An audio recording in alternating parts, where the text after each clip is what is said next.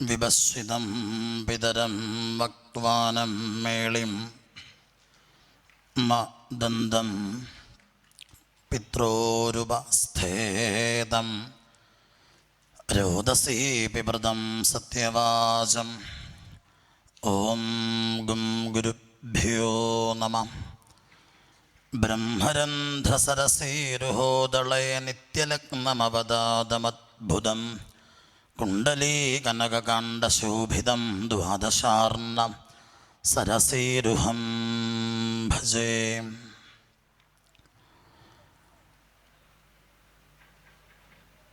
അരുണകിരണജാലൈരഞ്ജിതാശാവകാശാ വിധൃതജപപടീകാ പുസ്തകാ വേദഹസ്താം ഇതരവരകരാഢ്യാ ഭുല്ലകൽഹാരസംസ്ഥാം നിവസതു ഹൃദി ബാലാ നിത്യകല്യാണശീലാം.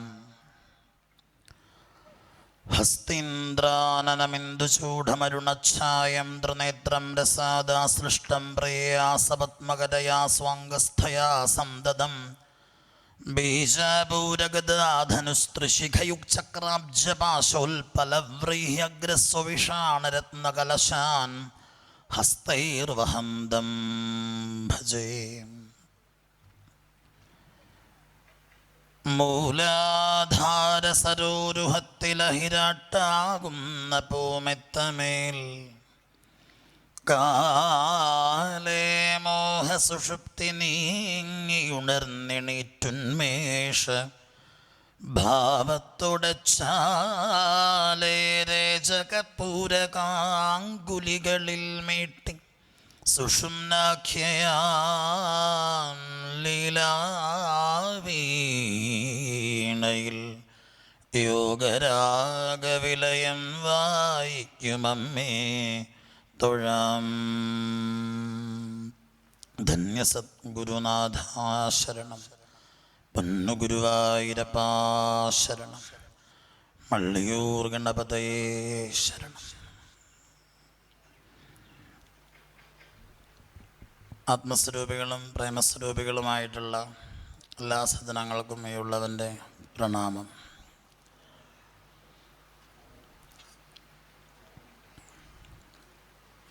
ശ്രീമദ് ഭാഗവതത്തിലെ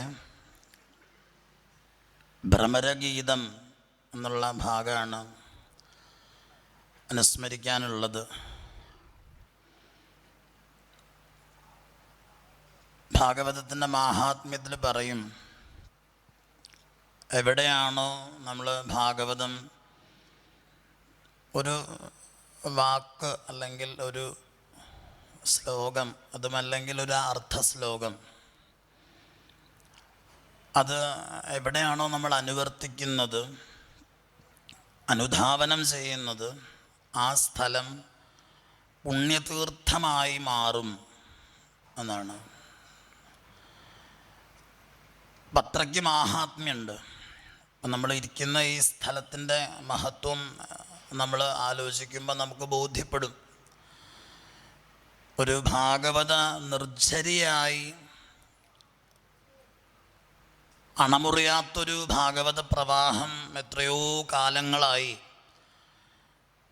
പള്ളിയൂർ തിരുമേനിയിലൂടെയും പരമാചാര്യന്മാരിലൂടെയും പ്രവഹിക്കുന്ന ഈ സങ്കേതത്തിൽ നമുക്ക് ഇങ്ങനെ ഇരിക്കാൻ സാധിക്കുന്നു. അതിന് ഭഗവാൻ നമ്മളെ ഇടവരുത്തുന്നല്ലോ എന്ന കൃതാർത്ഥതയോടുകൂടി, കൃതഹസ്തതയോടുകൂടി നമ്മൾ ഈശ്വരൻ നമുക്ക് നല്ലത് തരുന്നതിനെയൊക്കെ സ്മരിക്കേണ്ടതുണ്ട്. പൊതുവെ അത് കുറവാണ്.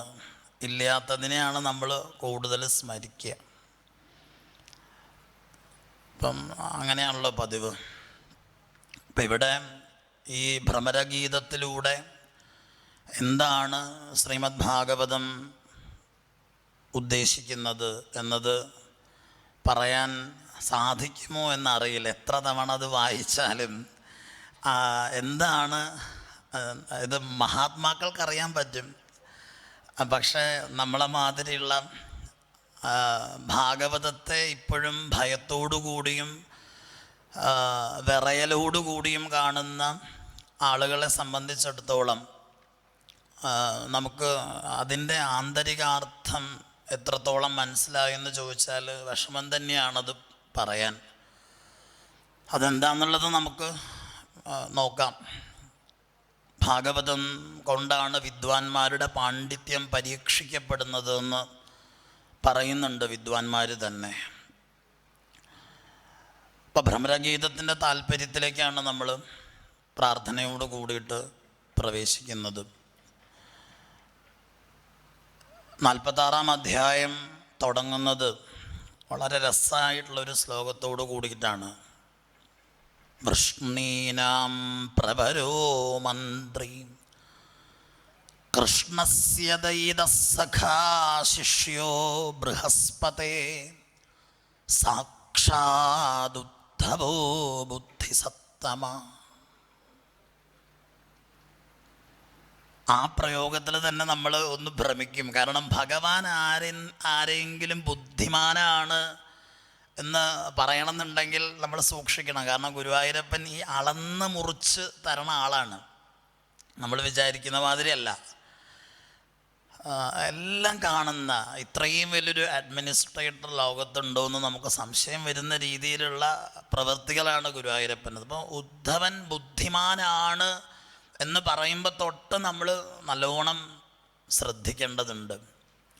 അപ്പോൾ ആ ബുദ്ധിമാനായ ഉദ്ധവനെ തന്നെ എന്തിനാണ് ഈ സന്ദർഭത്തിൽ വിളിച്ചതെന്ന് വെച്ചാൽ, ഉദ്ധവനോട് ഭഗവാൻ പറയുകയാണ്, ഞാൻ എൻ്റെ കുട്ടിക്കാലം നയിച്ചിട്ടുള്ള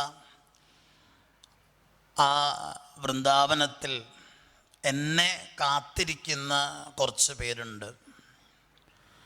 ഉദ്ധവ, നീ അവിടേക്ക് പോകണം. എന്നിട്ട് എന്താ പറഞ്ഞത്?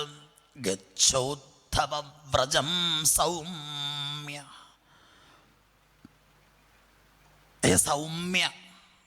സൗമ്യ എന്നുള്ള പ്രയോഗം ഇവിടെ ധാരാളം കാണാൻ പറ്റും. അപ്പോൾ ഈ ഉദ്ധവൻ ആരാണ് എന്ന് പലതിക്കിലും പറയുന്നുണ്ട്. വിദ്രോദ്ധവ സംവാദത്തിൽ ആദ്യമേ പറയുന്നുണ്ട്, സ വാസുദേവാനുചരം പ്രശാന്തം ബൃഹസ്പതേ പ്രാക്തനയം പ്രതീതം ആലിംഗ്യഗാഠം പ്രണയേന ഭദ്രം എന്ന് പറയുന്ന സ്ഥലത്ത് അവിടെ ആവർത്തിക്കുന്നുണ്ട്. അത് ആ ബൃഹസ്പതിയുടെ ശിഷ്യനാണെന്നുള്ളത് 2 പ്രാവശ്യം ഭാഗവതം ആവർത്തിക്കുന്നുണ്ട്. ഇവിടെയും പറയുന്നുണ്ട് ബൃഹസ്പതിയുടെ ശിഷ്യനാണ്. അപ്പോൾ ആളുടെ കേമത്വം ചെറുതല്ല. പ്രശാന്തൻ എന്ന് ഭാഗവതം പറഞ്ഞിട്ടുള്ള ആളുകൾ വളരെ ചുരുക്കമാണ്. പിന്നെ ഒരു ദിക്കിൽ പറഞ്ഞിട്ടുണ്ട്, അതെല്ലാവർക്കും അറിയാവുന്ന ഭാഗമാണ്. അതെവിടെയത്? ശ്രീരാമചരിതത്തിൽ പറയുന്നുണ്ട്, കൃഷ്ണസ്യാസീത് സഖാ കച്ചിത് ബ്രാഹ്മണോ ബ്രഹ്മവിത്തമ വിരക്ത ഇന്ദ്രിയാർത്ഥേഷു പ്രശാന്താത്മാ ചിതേന്ദ്രിയ. അപ്പോൾ ഉദ്ധവനെ പ്രശാന്തൻ എന്ന് പറഞ്ഞിട്ടുണ്ട്, ശ്രീരാമാവിനെ പ്രശാന്തൻ എന്ന് പറഞ്ഞിട്ടുണ്ട്. അപ്പോൾ പ്രകർഷേണ ശാന്തത ഉള്ള ആളാണ്. എന്ന് വെച്ചാൽ എന്താണ്? ആദ്യമേ പറയുകയാണ്, പോകുന്ന ആൾ ഒന്നിലും കുലുങ്ങാത്ത ആളാണ്. ശാന്തത എന്ന് പറഞ്ഞാൽ നമ്മളിങ്ങനെ അടങ്ങിയിരിക്കുക എന്നുള്ളത് മാത്രമല്ല, അചഞ്ചലമായി മമതാരഹിതമായി ഒന്നിലും പ്രത്യേകിച്ച് വികാരവിക്ഷുബ്ധതകളില്ലാതിരിക്കുന്ന, ഗുണസാമ്യമോ ഗുണവൈഷമ്യമോ ബാധിക്കാത്ത ഒരാളെയാണ് ശാന്തൻ എന്ന് പറയുക. അപ്പം അങ്ങനെയുള്ള ഒരാളാണ് ഈ ഉദ്ധവൻ എന്ന് ആദ്യം പറഞ്ഞു. എന്നിട്ട് പറഞ്ഞു, അങ്ങ് എന്താ ചെയ്യേണ്ടത്? അപ്പോൾ ഭഗവാൻ ഏൽപ്പിക്കുന്ന ജോലി എന്താണെന്ന് ആലോചിച്ച് നോക്കണം. ഇങ്ങനെയൊരു ജോലി ഭാഗവതത്തിൽ ആരും ഏറ്റെടുത്തിട്ടില്ല, ആർക്കും ഭഗവാൻ കൊടുത്തിട്ടുമില്ല. അവിടെയാണ് നമ്മൾ ഈ അധ്യായം തുടങ്ങുമ്പോഴേ നല്ല ജാഗ്രതയോടു കൂടി വായിക്കേണ്ടത്. കാരണം എന്താ? ചെറിയ കാര്യമല്ല. എൻ്റെ അച്ഛൻ്റെയും അമ്മയുടെയും അടുത്ത് പോയിട്ട് വരണമെന്ന് ഭഗവാൻ ആരോടെങ്കിലും പറയണമെന്നുണ്ടെങ്കിൽ ഭഗവാന് അയാളോടുള്ള വിശ്വാസവും സ്നേഹവും പ്രകൃതവും എന്തായിരിക്കണമെന്ന് നമ്മൾ ആലോചിക്കേണ്ടതുണ്ട്. അപ്പോൾ ശരിക്കും പറഞ്ഞാൽ നമ്മൾ നല്ലോണം ഒന്നും കൂടെ നോക്കിക്കഴിഞ്ഞാൽ ഭാഗവതത്തിലുടനീളം ഈ ശ്രീകൃഷ്ണ പരമാത്മാവ് കഴിഞ്ഞാൽ പിന്നെ ഏറ്റവും കൂടുതൽ പരാമർശിക്കപ്പെട്ടിരിക്കുന്ന ഒരാളാണ് ഉദ്ധവൻ എന്ന് നമുക്ക് കാണാൻ പറ്റും. കാരണം ഈ ഉദ്ധവ ഗീത തന്നെ എങ്ങനെയാണ് ഉണ്ടായത്? അവസാനം ഭാഗവത ശാസ്ത്രം പല രീതിയിൽ വ്യാഖ്യാനിക്കുന്നവരുണ്ട്. നമുക്ക് അത്ഭുതം വരും. ഒരിക്കൽ വൃന്ദാവനത്തിൽ ധേനുകാശ്രമത്തിൽ പോയ സമയത്ത് അവിടെ കണ്ട ഒരു ഭാഗവത വ്യാഖ്യാനം ഇന്നും അത്ഭുതത്തോടു കൂടി മാത്രമേ മറിച്ചു നോക്കാൻ സാധിക്കാറുള്ളൂ. ശ്രീവിദ്യാസമ്പ്രദായത്തിൻ്റെ പരമാചാര്യനായിട്ടുള്ള ഒരു മഹാമനീഷിയാണ് സാക്ഷാൽ കർപ്പാർത്രജി മഹാരാജ്. അദ്ദേഹം ഭാഗവതം വ്യാഖ്യാനിച്ചിട്ടുണ്ട്. ആരെങ്കിലും വിശ്വസിക്കുമോ പറഞ്ഞാൽ? അദ്ദേഹം ഗംഭീരമായിട്ട് ഭാഗവത വ്യാഖ്യാനം ചെയ്തിട്ടുണ്ട്. അപ്പം അദ്ദേഹം പറയുന്നുണ്ട്, കർപ്പാത്രി മഹാരാജ് പറയുന്നുണ്ട്, ഉദ്ധവഗീതയ്ക്ക് വേണ്ടി തന്നെയാണ് ഈ ഭാഗവതം ഉണ്ടായതെന്ന് പറയുന്നുണ്ട്. അപ്പം അത്രത്തോളം പ്രാധാന്യം ഉദ്ധവനുണ്ട് അവിടെ. അപ്പം ആ ഉദ്ധവനോട് പറയുകയാണ്, എന്താ പറഞ്ഞത്? എന്നിൽ മനസ്സോട് കൂടിയിരിക്കുന്നവരാണ് അവിടെ ഉള്ളവരൊക്കെ. അവരോട് പറയാനായിട്ട് ഒരു സന്ദേശവാക്യം ഭഗവാൻ കൊടുത്തു എന്ന് പറയുമ്പോഴും നമ്മൾ ശ്രദ്ധിക്കേണ്ടതുണ്ട്. കാരണം സന്ദേശവാക്യങ്ങൾ പറയാൻ ഏൽപ്പിക്കുന്ന ആൾ അതുമാതിരി തന്നെ പറഞ്ഞില്ലെങ്കിൽ അത് എവിടെയാ ചെന്ന് അവസാനിക്കുക എന്നുള്ളത് നമ്മൾ ആലോചിച്ചു. അങ്ങനെയാണല്ലോ നമ്മുടെ ജീവിതത്തിലൊക്കെ പല പ്രശ്നങ്ങളും ഉണ്ടായിട്ടുള്ളത്. അങ്ങനെയാണ്, പറഞ്ഞ് അത് അബദ്ധത്തിലേക്ക് അങ്ങോട്ട് പോകും. പക്ഷേ അതുകൊണ്ടാണ് ശ്രീരാമചന്ദ്ര മഹാപ്രഭു എന്തുകൊണ്ടാണ് ഹനുമാൻ സ്വാമിയോട് തന്നെ പറയണത്, ഈ സന്ദേശം സീതാദേവിയോടുള്ള അടയാളവാക്യം പറഞ്ഞ എന്തുകൊണ്ടാണ്? ഹനുമാൻ സ്വാമിക്കാണ് ഭാഷ ഏറ്റവും നന്നായിട്ട് കൈകാര്യം ചെയ്യാൻ സാധിക്കുക. 7 വ്യാകരണം പഠിച്ച ആളാണ് ഹനുമാൻ സ്വാമി. ഹനുമാൻ സ്വാമിയുടെ ഭാഷ തന്നെ രാമായണത്തിലൊരു പ്രത്യേക വിഷയം തന്നെയാണ്. ആരോട് എങ്ങനെയാണ് സംസാരിക്കേണ്ടത്, ഋജുവായും സ്ഫുടമായും കാര്യമാത്ര പ്രസക്തമായും എങ്ങനെ സംസാരിക്കണം എന്നുള്ളതിന് ഹനുമത് സ്വാമി ഒരു ദൃഷ്ടാന്തം കൂടിയാണ്. അപ്പം അങ്ങനെയുള്ള സന്ദേശവാക്യങ്ങൾ കൊടുക്കുന്ന ആളുകൾ അത്രത്തോളം സുഹൃദയത്തോട് ചേർന്ന് നിൽക്കുന്നവരായിരിക്കും എന്ന് സാരം. അപ്പോൾ പറഞ്ഞു, എന്താ പറഞ്ഞത്? ഈ ശരിക്കും അവിടെയുള്ള ഗോപികമാർ, ഗോപന്മാർ, വൃന്ദാവനത്തിലുള്ള അച്ഛനമ്മമാരെന്നൊക്കെ കേൾക്കുമ്പോൾ പല ആളുകൾക്കും തോന്നാം അവർക്കിപ്പോൾ എന്താ പ്രത്യേകത, ഭഗവാന്റെ കൂടെ കുറച്ച് കാലം അവർക്ക് കഴിയാനുള്ള ഭാഗ്യം ഉണ്ടായല്ലോ, അത് നന്നായി, പിന്നെ ഇനിയിപ്പോൾ ഭഗവാൻ അവിടുന്ന് മധുരയിലേക്ക് പോരുകയും ചെയ്തു. ഇത്രയൊക്കെ നമ്മൾ ധരിക്കുകയാണെങ്കിൽ അങ്ങനെയല്ല കേട്ടോ, അങ്ങനെയല്ല. അവർ ആ ഗോപികമാർ എന്തുകൊണ്ടാണ് ഇപ്പം ജീവിച്ചിരിക്കണത് എന്ന് ഇവിടെ സ്പഷ്ടമായിട്ട് ഭഗവാൻ പറയുന്നുണ്ട്. എന്തുകൊണ്ടാണെന്നറിയാമോ ഗോപികമാരിപ്പോൾ ജീവിച്ചിരിക്കണത് ഉദ്ധവ? അത് അങ്ങ് അറിയേണ്ടതുണ്ട്. കാരണം ഞാൻ അവിടെ നിന്ന് വൃന്ദാവനത്തിൽ നിന്ന് മധുരയിലേക്ക് വരുന്ന സമയത്ത് ഞാൻ അവരോട് ഒരു വാക്ക് കൊടുത്തിട്ടുണ്ട്, വേഗം വരാം, ഞാൻ പോയിട്ട് വരാം എന്ന് പറഞ്ഞിട്ടുണ്ട്. പക്ഷേ ആ വാക്ക് ഭഗവാൻ പാലിച്ചുവോ ഇല്ലയോ എന്നുള്ളത് പല ആളുകളും ചിന്തിക്കാറുണ്ട്.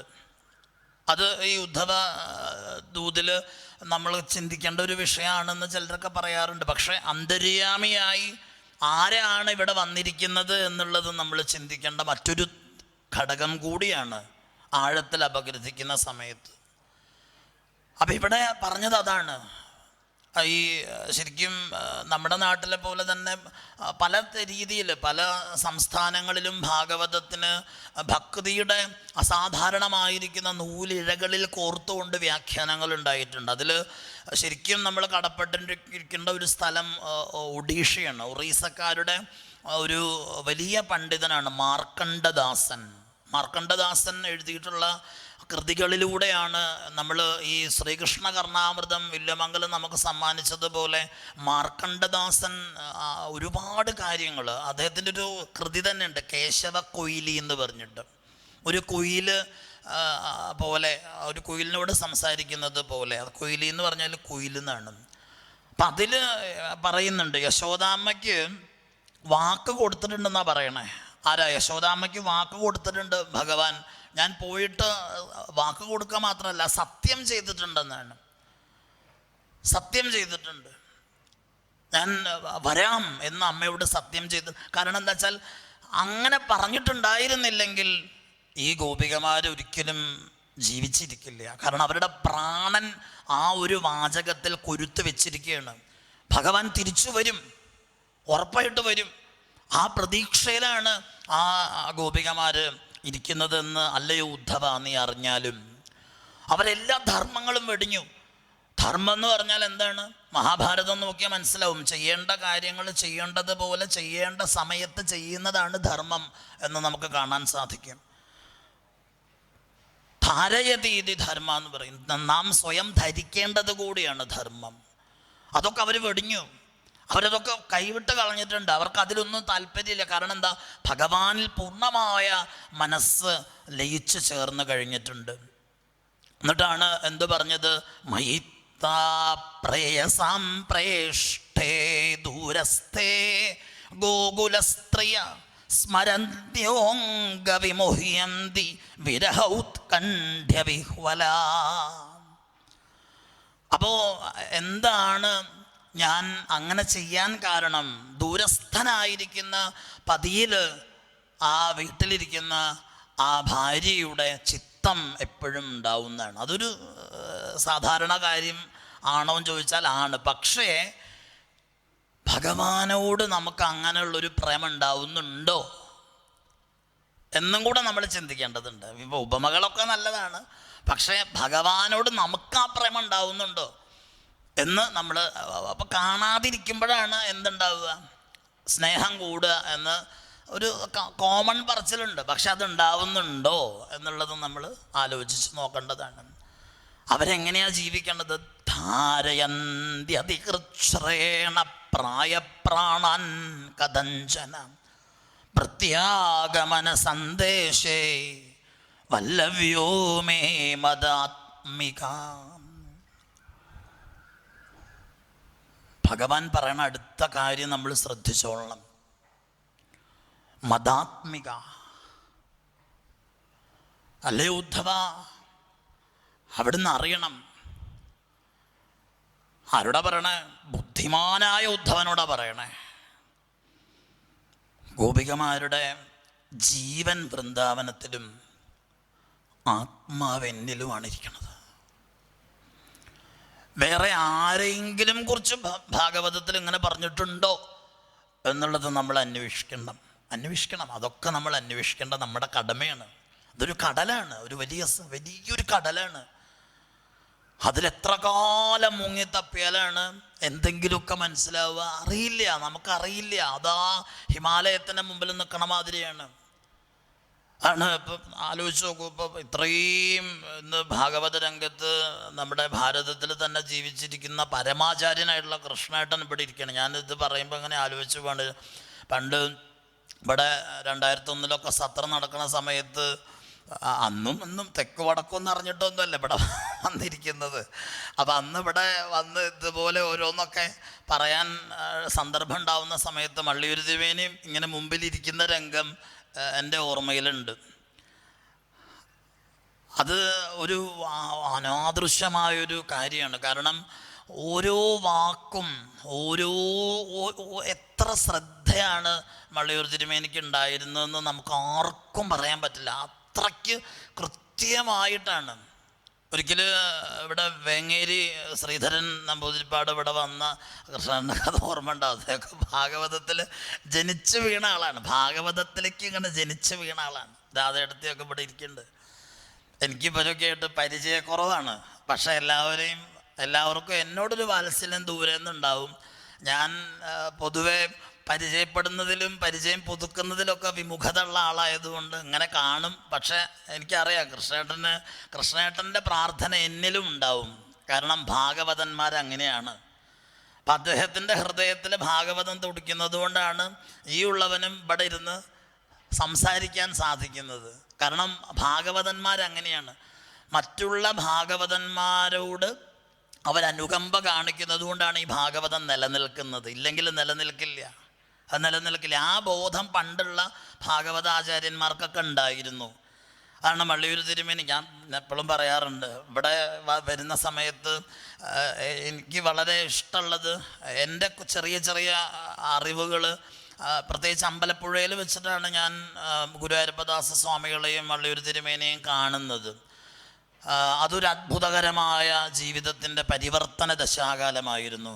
ഇപ്പം സത്യത്തിൽ അങ്ങോട്ട് കയറി വന്ന സമയത്ത് ക്ഷേത്രത്തിനകത്തേക്ക് പോയപ്പോൾ മൂപ്പിൽ സ്വാമിയാർ അവിടെ നിൽക്കണു. മതി, നിറഞ്ഞു, അതോടുകൂടി നിറഞ്ഞു. ഓർമ്മയുണ്ട് അമ്പലപ്പുഴയുടെ ഒരു സുവർണ കാലഘട്ടത്തിൽ മഹാദേവ കൂർപ്പേട്ടനൊക്കെ എല്ലാവരും മറന്നു. ആ ഒരു സുവർണ കാലഘട്ടത്തിൽ അന്ന് മൂപ്പൽ സ്വാമിയാരൊക്കെ അമ്പലപ്പുഴ നാടകശാല എത്ര ഗംഭീരമാക്കിക്കൊണ്ടാണ് സപ്താഹങ്ങൾ നടത്തിയിരുന്നത്. ആ കാലഘട്ടത്തിൽ അവിടെ ചെന്നത് കേൾക്കാൻ പറ്റിയ പുണ്യം.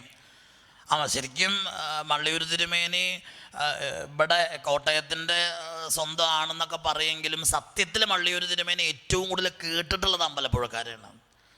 അമ്പലപ്പുഴക്കാർ കേട്ട മാതിരി ആരും കേട്ടില്ല എന്ന് എപ്പോഴും എല്ലാവരും പറയും. ഒരു അസാധാരണമായിട്ടുള്ള ആ നാടകശാലയിൽ മേൽപ്പത്തൂര് വിളയാടിയ നാടകശാലയിൽ അവിടെ ഇരുന്നിട്ടാണ് മേൽപ്പത്തൂര് പ്രക്രിയ സർവസ്വവും അതായത് ഈ അപാണനീയ പ്രാമാണ്യമൊക്കെ എഴുതണത് തന്നെ. അപ്പം ആ നാടകശാലയുടെ പുണ്യം. അപ്പം ആ സന്ദർഭത്തിലൊക്കെ നമുക്കറിയാം, അതായത് പാലയിൽ തിരുമേനിയും ശീരവള്ളി കേശവൻ തിരുമേനിയും മള്ളിയൂർ തിരുമേനിയും ഇപ്പം സങ്കല്പിക്കാൻ പറ്റുമോ? ഗുരുവായൂരപ്പദാസ സ്വാമികൾ ഭാഗവതം വായിക്കുന്നു, മള്ളിയൂർ തിരുമേനി പ്രഭാഷണം ചെയ്യുന്നു, മള്ളിയൂർ തിരുമേനി പ്രഭാഷണം ചെയ്യുന്നു, ഗുരുവായൂരപ്പ സ്വാമികൾ ഇരുന്ന് വായിക്കുന്നു. കാരണം അവർ തമ്മിൽ ഈഗോ ഉണ്ടായിരുന്നില്ല, ആർക്കും അങ്ങനെ ഈഗോ ഇല്ല.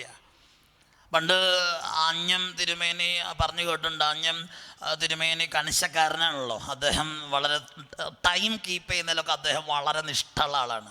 അപ്പോൾ അദ്ദേഹം ഒരിക്കലും ഗുരുവായൂർ അദ്ദേഹത്തിന് കൃത്യം ദീപാരാധനയ്ക്ക് മുമ്പ് 6 മണിയാകുമ്പോൾ മണ്ഡപത്തിൽ വന്ന് നാമം ജപിക്കണ ഏർപ്പാടുണ്ട്. അപ്പം മള്ളിയൂർ തിരുമേനിയാണെങ്കിലും തിരുമേനിക്ക് ഭാഗവതം എത്ര വ്യാഖ്യാനിച്ചാലും അത് കടൽ പോലെ ഒഴുകി ഒഴുകി പരന്ന് അതുകൊണ്ടാണ് വ്യത്യാസമുണ്ട്, സമ്പ്രദായം വ്യത്യാസമുണ്ട്. തിരുമേനിയുടെ സമ്പ്രദായം ശങ്കാലിപുരം സമ്പ്രദായമാണ്. പടപ്പ നമ്പൂതിരിയാണ് ഭാഗവതം തിരുമേനിക്ക് കൊടുത്തുള്ളതെങ്കിലും ശങ്കാലിപുരം തമിഴ് സമ്പ്രദായത്തിലാണ് ചിട്ടയൊക്കെ ഉണ്ടായിട്ടുള്ളതെന്ന് പറയും. അപ്പോൾ അതിൽ കുറച്ച് വ്യത്യാസമൊക്കെ വരും, ചിലപ്പോൾ കുറച്ച് നീണ്ടൊക്കെ പോവും.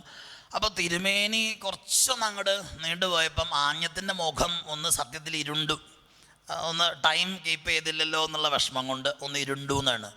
അപ്പം മള്ളിയൂർ തിരുമേനിക്ക് ഒരു ചെറിയ വിഷമം ഉണ്ടായി. അപ്പോൾ പിറ്റേ ദിവസം അപ്പോൾ കിടന്നിട്ട് ഉറക്കം വന്നില്ല തിരുമേനിക്ക്. ആഞ്ഞത്തിനെ വിഷമിപ്പിച്ചോ താൻ എന്ന് മള്ളിയൂർ തിരുമേനിക്ക് ആകെ ഒരു ആശങ്ക വന്നു. അപ്പോൾ രാവിലെ വിചാരിച്ചു, എന്നാൽ ഒരു കാര്യം ചെയ്യാം, ആഞ്ഞത്തോട് ചെന്ന് കണ്ടിട്ടൊരു ക്ഷമ പറയാം എന്ന് വിചാരിച്ചും കൊണ്ട് തിരുമേനി നേരെ അമ്പലത്തിൽ ഗുരുവായൂർ അമ്പലത്തിൽ ഗുരുവായൂരപ്പൻ്റെ അടുത്ത് വന്ന് തൊഴുത് തിരിഞ്ഞപ്പം ആഞ്ഞം ഓടി വരുന്നുണ്ട്. സാധാരണ ആ സമയത്ത് അദ്ദേഹം അവിടെ വരുന്ന പതിവില്ല. ഓടി ഇങ്ങോട്ട് വന്നിട്ട് ആഞ്ഞം മള്ളിയൂർ തിരുമേനി വന്ന് നമസ്കരിച്ചിട്ട് പറഞ്ഞു, മള്ളിയൂർ എനിക്ക് തിരുമേനി അബദ്ധം പറ്റി, ഇന്നലെ ഞാൻ അങ്ങയുടെ മുഖത്ത് നോക്കിയിട്ട് ഒരു ചെറിയ എൻ്റെ മുഖം ഒന്ന് ഇരുളുണ്ടായി, അങ്ങ് ക്ഷമിക്കണം. ഗുരുവായൂരപ്പൻ ഇന്നലെ എന്നെ ശാസിച്ച് വശം കെടുത്തി കളഞ്ഞു, എന്തിനാ ആ പാവം മള്ളിയൂരിനെ വിഷമിപ്പിക്കണേ, വേറെ പണിയൊന്നുമില്ല എന്ന് ആഞ്ഞത്തോട്. അപ്പോൾ മള്ളിയൂർ തിരുമേനി പറയാം, എന്നെയും ഗുരുവായൂരപ്പൻ വശം കെടുത്തി കളഞ്ഞു, കാരണം എന്തിന് ഈ ആഞ്ഞത്തിൻ്റെ സമയം എന്തിനാ. എന്നിട്ട് ഉണ്ടായെന്ന് ആലോചിച്ച് നോക്കണം, ആ നടയിൽ തിരുനടയിൽ നിന്നിട്ട് ആഞ്ഞം മള്ളിയൂർ തിരുമേനിനെ നമസ്കരിക്കുക, മള്ളിയൂർ തിരുമേനി തിരിച്ച് ആഞ്ഞത്തെ നമസ്കരിക്കുക, ഇത് കണ്ടവർ മുഴുവനും ചുറ്റും കൂടി നമസ്കരിക്കുക. ഇതല്ലേ ഭൂലോക വൈകുണ്ഠം എന്ന് പറയുന്നത്. പണ്ടുള്ള ആളുകൾ അങ്ങനെയാണ്. ഓട്ടൂരിന്ന് ഉണ്ണിനമ്പൂതിരിപ്പാട് വൈശ്രവണത്തിനെ കാണുമ്പോൾ പറയും, അങ്ങ് എൻ്റെ തലയിൽ കൈവച്ച് എന്നെ അനുഗ്രഹിക്കുക ഓട്ടൂരെ ഇതാണ് ഭാഗവതത്തിൻ്റെ പ്രത്യേകത. അതെന്താ വെച്ചാൽ ഉദ്ധവന് ഉള്ള ക്വാളിറ്റി അതാണ് ഭാഗവതം പറയുന്നത്. അതായത് ഗോപികമാരുടെ ഭക്തി ആർക്ക് ഉൾക്കൊള്ളാൻ സാധിക്കും എന്നുള്ളതാണ്. അത് തൻ്റെ ഉള്ളിൽ പരമമായ ഭക്തിയുള്ള ഒരാൾക്ക് മാത്രമാണ് മറ്റൊരു ഭക്തനെ ബഹുമാനിക്കാൻ സാധിക്കുക. അല്ലെങ്കിൽ അയാളത് ഗോഷ്ഠിയെന്നാണ് പറയുക. കാരണം എന്താ, നമ്മുടെ ഉള്ളിലുള്ളതാണ് എന്താണോ ത്വമേവ ഭാതി പ്രതിഭാതി സർവം എന്നാണ്. തൻ്റെ ഉള്ളിൽ എന്താ ഉള്ളത് അതന്നെയാണ് പുറത്തേക്ക് പ്രതിബിംബിക്കുക. അതുകൊണ്ടാണ് നമ്മൾ മനസ്സിലാക്കണം. ഇവിടെ ഭാഗവതത്തിൻ്റെ 2ാമത്തെ ശ്ലോകത്തിൽ പറയുന്ന ധർമ്മപ്രോജ്ജിത കൈതവോത്ര പരമോ നിർമ്മത്സരാണാം സദാവേദ്യം എന്നുള്ളതിനെ നമ്മൾ എപ്പോഴും സ്മരിക്കേണ്ടതാണെന്ന് ശ്രീധരാചാര്യ സ്വാമികൾ പറയും. കാരണം എന്തുകൊണ്ടാണ്, അവിടെ ശ്രീധരാചാര്യ സ്വാമികൾ ശ്രീധരിയം വ്യാഖ്യാനിക്കുന്ന സമയത്ത് പറയുന്നുണ്ട്, അതായത് എന്താണ് കൈതവം വിട്ട ധർമ്മം, അതാണ് ഭക്തി എന്ന് പറയുന്നത്. ശ്രീധരീയത്തിൽ അത് പറയുന്നത് ഉജ്ജ്വലമായ രീതിയിലാണ്. അത്ര ശ്രീമതി സുന്ദരി ഭാഗവതേ പരമോ ധർമ്മോ നിരൂപ്യതേ പരമത്വ ഹേതു പ്രകർഷണോചിതം കൈതവം കപടം യസ്മിൻ സഹ പ്രശബ്ദേന മോക്ഷാഭിസന്തിരപി നിരസ്തഃ കേവലം ഈശ്വരാരാധനാരൂപോ ധർമ്മോ നിരൂപ്യതേ എന്നാണ്. അതായത് എന്ത് വേണമെങ്കിലും ആഗ്രഹിച്ചോളൂ, പക്ഷെ അതൊന്നും എന്തിൻ്റെ പട്ടികയിൽ വരില്ല, അതൊന്നും കൈതവം വിട്ട ധർമ്മം എന്ന ഭക്തിയുടെ ലേബലിൽ വരില്ല. പിന്നെ എന്താണ്, നമ്മുടെ ശ്വാസോച്ഛ്വാസം പോലെ സഹജമായി എപ്പോഴാണോ നമുക്ക് മോക്ഷം വേണമെന്നുള്ള ചിന്ത പോലും എന്താണ് ആഗ്രഹങ്ങളുടെ ലിസ്റ്റിൽ അത്രേ. ഇത് ശ്രീധരീയത്തിൽ ശ്രീധരാചാര്യ സ്വാമികൾ പറയുകയാണ്. ഇതിപ്പോൾ നമുക്ക് വാ കൊണ്ട് പറയാന്നേ ഉള്ളൂ കേട്ടോ ഇതൊക്കെ. കാരണം എന്താ വെച്ചാൽ നമ്മൾ ആ പടിയിലേക്ക് പറഞ്ഞ് ഉയരേണ്ടതുണ്ട്. ഇപ്പം പറയുന്ന ആൾ ഉയർന്നിട്ട് പറയുന്നല്ല, അത് പറയുന്നത് നമുക്ക് നല്ല ബോധ്യമുണ്ട്. ഉയരാൻ വേണ്ടിയിട്ടാണ്. നമ്മുടെ ആഗ്രഹങ്ങളുടെ അന്തമില്ലാത്ത ഈ വലിയ സമുദ്രത്തിൽ നിന്ന് നമ്മൾ മോചനം നേടാനാണ് ആചാര്യന്മാർ അങ്ങനെ പറയുക. അപ്പോൾ കേവലമായിട്ടുള്ള ഈശ്വരാരാധനാരൂപോ ധർമ്മോ നിരൂപ്യതേ. എന്താണ് ഇവിടുത്തെ ധർമ്മം ചോദിച്ചാൽ, സഹജമായിട്ടും സ്ഥിരമായിട്ടും ഗുരുവായൂരപ്പ അവിടുന്ന് സന്തോഷിക്കണേ എന്ന് നമ്മുടെ ഉള്ളിൽ നിന്ന് അവാച്യാനുഭൂതിയോട് കൂടിയിട്ട് ഭഗവാനല്ലാതെ മറ്റൊന്നും എനിക്ക് ആശ്രയമില്ല എന്ന ബോധ്യം. കാരണം നമ്മൾ ആദ്യം നോക്കണം, നാരദ മഹർഷി തൻ്റെ കഥ പറയുന്ന സമയത്ത് നമ്മൾ ശ്രദ്ധിക്കേണ്ടതുണ്ട്. നാരദ മഹർഷിയാണ് ഭാഗവതത്തിൻ്റെ പരമാചാര്യൻ, അതിന് സംശയമില്ലല്ലോ. ആ നാരദ മഹർഷിയെ പോലെ ആരുണ്ട്? കുട്ടിക്കാലത്ത് തൻ്റെ പഴയകാല കഥ പറയുന്ന സമയത്ത് മഹർഷി പറയുന്നുണ്ട്, അമ്മയോട് കൂടെ നടന്നൊരു കാലം, പൂർവജന്മത്തിൽ ആരും ഉണ്ടായിരുന്നില്ല, വീട്ടുജോലികളൊക്കെ ചെയ്ത് കഴിഞ്ഞൊരു കാലം. കാട്ടിൽ ഋഷീശ്വരന്മാരുടെ അനുഗ്രഹത്തിന് പാത്രീഭൂതരായി രണ്ടാളും. അവിടെ ചെന്നപ്പോൾ ഒരു യാഗശാലയിൽ കുറച്ച് സേവനങ്ങളൊക്കെ ചെയ്യാൻ സാധിച്ചു. അപ്പോൾ ഒരനുഗ്രഹം ഉണ്ടായ പോലെ നമുക്ക് തോന്നും. പക്ഷേ കുറച്ചങ്ങോട്ട് കഴിഞ്ഞ് മുന്നോട്ട് പോയപ്പം ഈ അമ്മയെ പാമ്പ് കടിച്ച് അമ്മ കാലം ചെയ്തു. അപ്പം നമുക്ക് തോന്നും എന്തൊരു വിധിയത്, ഈ അമ്മ ഇങ്ങനെ പോയില്ല, ഇനി ഈ കുഞ്ഞിന് ആരുണ്ട്? നമ്മൾ തന്നെ അറിയാണ്ട് നമ്മുടെ കണ്ണിന്ന് വെള്ളം വരും. പക്ഷേ പിന്നെ നമ്മൾ വായിക്കുമ്പോഴാണ് നമ്മൾ അത്ഭുതപ്പെടുക. കാരണം എന്താ, നാരദ മഹർഷി ആ കുട്ടി എന്താ പറയണമെന്നറിയോ? എൻ്റെ അമ്മയെ ഇവിടുന്ന് കൊണ്ടുപോയത് ഗുരുവായൂരപ്പനാണ്. കാരണം ഈ ലോകത്ത് എനിക്ക് ആരോടെങ്കിലും ഒരു ബന്ധമുണ്ടായിരുന്നെങ്കിൽ അതെൻ്റെ അമ്മയോട് മാത്രമാണ്. ഇനി എനിക്ക് ഗുരുവായൂരപ്പൻ മാത്രമേ ഉള്ളൂ, ഇനി എനിക്ക് വേറെ ആരുമില്ല ഈ ലോകത്ത് എന്ന് പറയുന്നിടത്താണ് ഈ ഭാഗവതത്തിൻ്റെ അമൃതനിർജ്ജരിയായ പ്രവാഹം തുടങ്ങുന്നത്. അവിടെയാണ് ഭഗവാൻ പറയേണ്ടത്, ഹേ ഉദ്ധവ, അവിടുന്ന് മനസ്സിലാക്കിക്കോളൂ, ഞാനിവിടെ ഇരിക്കുകയാണെങ്കിലും എൻ്റെ ഗോപികമാരുടെ ശരീരം മാത്രമേ അവിടെ ഉള്ളൂ, ആത്മവസ്തു എന്നിൽ തന്നെ ഇരിക്കുകയാണ്. അതുകൊണ്ട് നീ അവിടെ ചെല്ലണം, ചെന്ന് വേണ്ടതുപോലെ അവർക്കൊക്കെയുള്ള ആ വിരഹ താപത്തെ ആശ്വാസം കൊടുത്ത് വേണ്ടതുപോലെ ആവണം എന്ന് ഉദ്ധവനോട് പറയുകയാണ്. അങ്ങനെ ആ ഉദ്ധവൻ വൃന്ദാവനത്തിലേക്ക് യാത്ര ചെയ്തു. സൂര്യാസ്തമനത്തിൽ അവിടെ വ്രജത്തിൽ ചെന്നു എന്നാണ്. പ്രാപ്തോ നന്ദവ്രജം ശ്രീമാൻ നിമ്ലോചതി വിഭാവസൗ ഛന്നയാന പ്രവിശിതാം പശൂനാം കുരരേണുഭി ഛന്നയാന പ്രവശിതാം. ആലോചിച്ച് നോക്കുക, പ്രവിശിത എന്ന് പറഞ്ഞാൽ പ്രവേശിക്കുക, വ്രജത്തിലേക്ക് പ്രവേശിക്കുന്ന ആ പശുക്കളുടെ കുരരേണുഭി, കുളമ്പ് തട്ടിയിട്ടുണ്ടാവുന്ന ആ പൊടിപടലങ്ങളൊക്കെ അങ്ങനെ വായുവിൽ പ്രവഹിച്ചു. വൃന്ദാവനത്തിൻ്റെ മനോഹരമായ സൂര്യാസ്തമനത്തിൻ്റെ ആ ഛായാ പടത്തിലേക്ക് ഉദ്ധവൻ നടന്നു കയറുകയാണ്. അപ്പം അവിടെ ചെല്ലുന്ന സമയത്ത് അനേകായിരം പശുക്കൾ കുടമണികൾ കുലുക്കിക്കൊണ്ടൊക്കെ അങ്ങനെ നടക്കുകയാണ്. അവയൊക്കെ വാസസ്ഥലത്തേക്ക് വരികയാണ്. അങ്ങനെ ആ കാഴ്ചകളൊക്കെ കണ്ട് ഉദ്ധവൻ മുന്നോട്ട് വന്നു. പശുക്കുട്ടികളുടെ ചാടലും അവയുടെ ആ ഓട്ടവും ഒക്കെ ഉദ്ധവൻ്റെ മനസ്സ് നിറച്ചിട്ടുണ്ടാവും.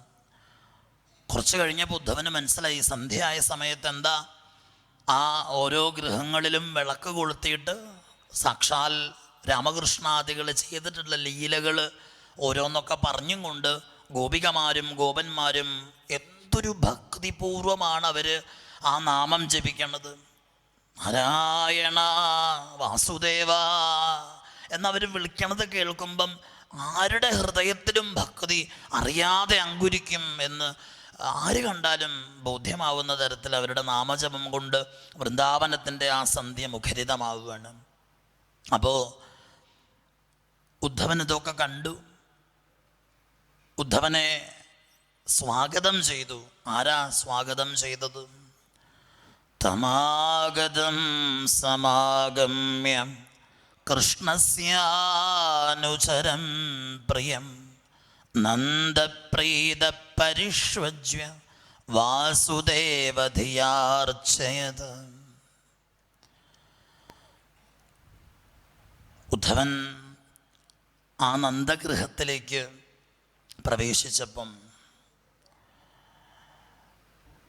എത്രയോ കാലമായി ഒരു ഉത്സവം നിറഞ്ഞു നിന്നിരുന്നൊരു വീടാണത്. ഒരു മഹോത്സവത്തിൻ്റെ നാളുകൾ കടന്നു പോയിരുന്ന അസാധാരണമായിരിക്കുന്ന പ്രേമത്തിൻ്റെ, സാന്ത്വനത്തിൻ്റെ, അനുകമ്പയുടെ എല്ലാം നിറഞ്ഞു നിന്നൊരു സ്ഥലം ഇപ്പം അത് മൂകമായിരിക്കുകയാണ്. ശബ്ദമില്ല അവിടെ. വൈഷ്ണവധർമ്മം അനുസരിച്ചിട്ടാണ് ഇവിടെ ഭഗവാൻ ഈ പറയുന്ന നന്ദൻ ഭഗവാൻ തന്നെയാണ് ഈ വന്നിരിക്കുന്നത് എന്നുള്ള ബോധ്യത്തിൽ തന്നെയാണ്. അതാണ് വാസുദേവാനുചരം എന്ന് തന്നെ പ്രയോഗിച്ചിട്ടുള്ളത്. അവിടെ അദ്ദേഹത്തിന് സ്വീകരണം ഉണ്ടായി. കാരണം ഭഗവാനിൽ നിന്ന് അന്യമായി മറ്റൊരാളെ കാണാൻ ആ വ്രജവാസികൾ പഠിച്ചിട്ടില്ല. അന്നുമില്ല, ഇന്നുമില്ല. അത്രയ്ക്ക് ആർദ്രതയോടുകൂടി സ്വീകരിച്ചു. അതൊക്കെ പറയുന്നുണ്ട്. ഒരു അതിഥി വന്നാൽ ചെയ്യുന്ന കാര്യങ്ങളൊക്കെ ചെയ്തു. പതുക്കെ പറയുന്നുണ്ട്, ആ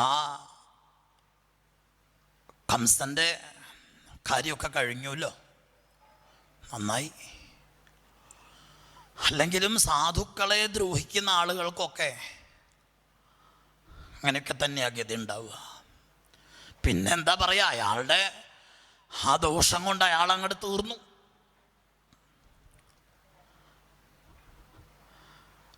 ഉദ്ധവ അഭിസ്മരതിന കൃഷ്ണോ മാതരം സുഹൃദ സഖിൻ കോപാൻ വ്രജം ചാത്മനാഥം ഗാവോ വൃന്ദാവനം ഗിരിം.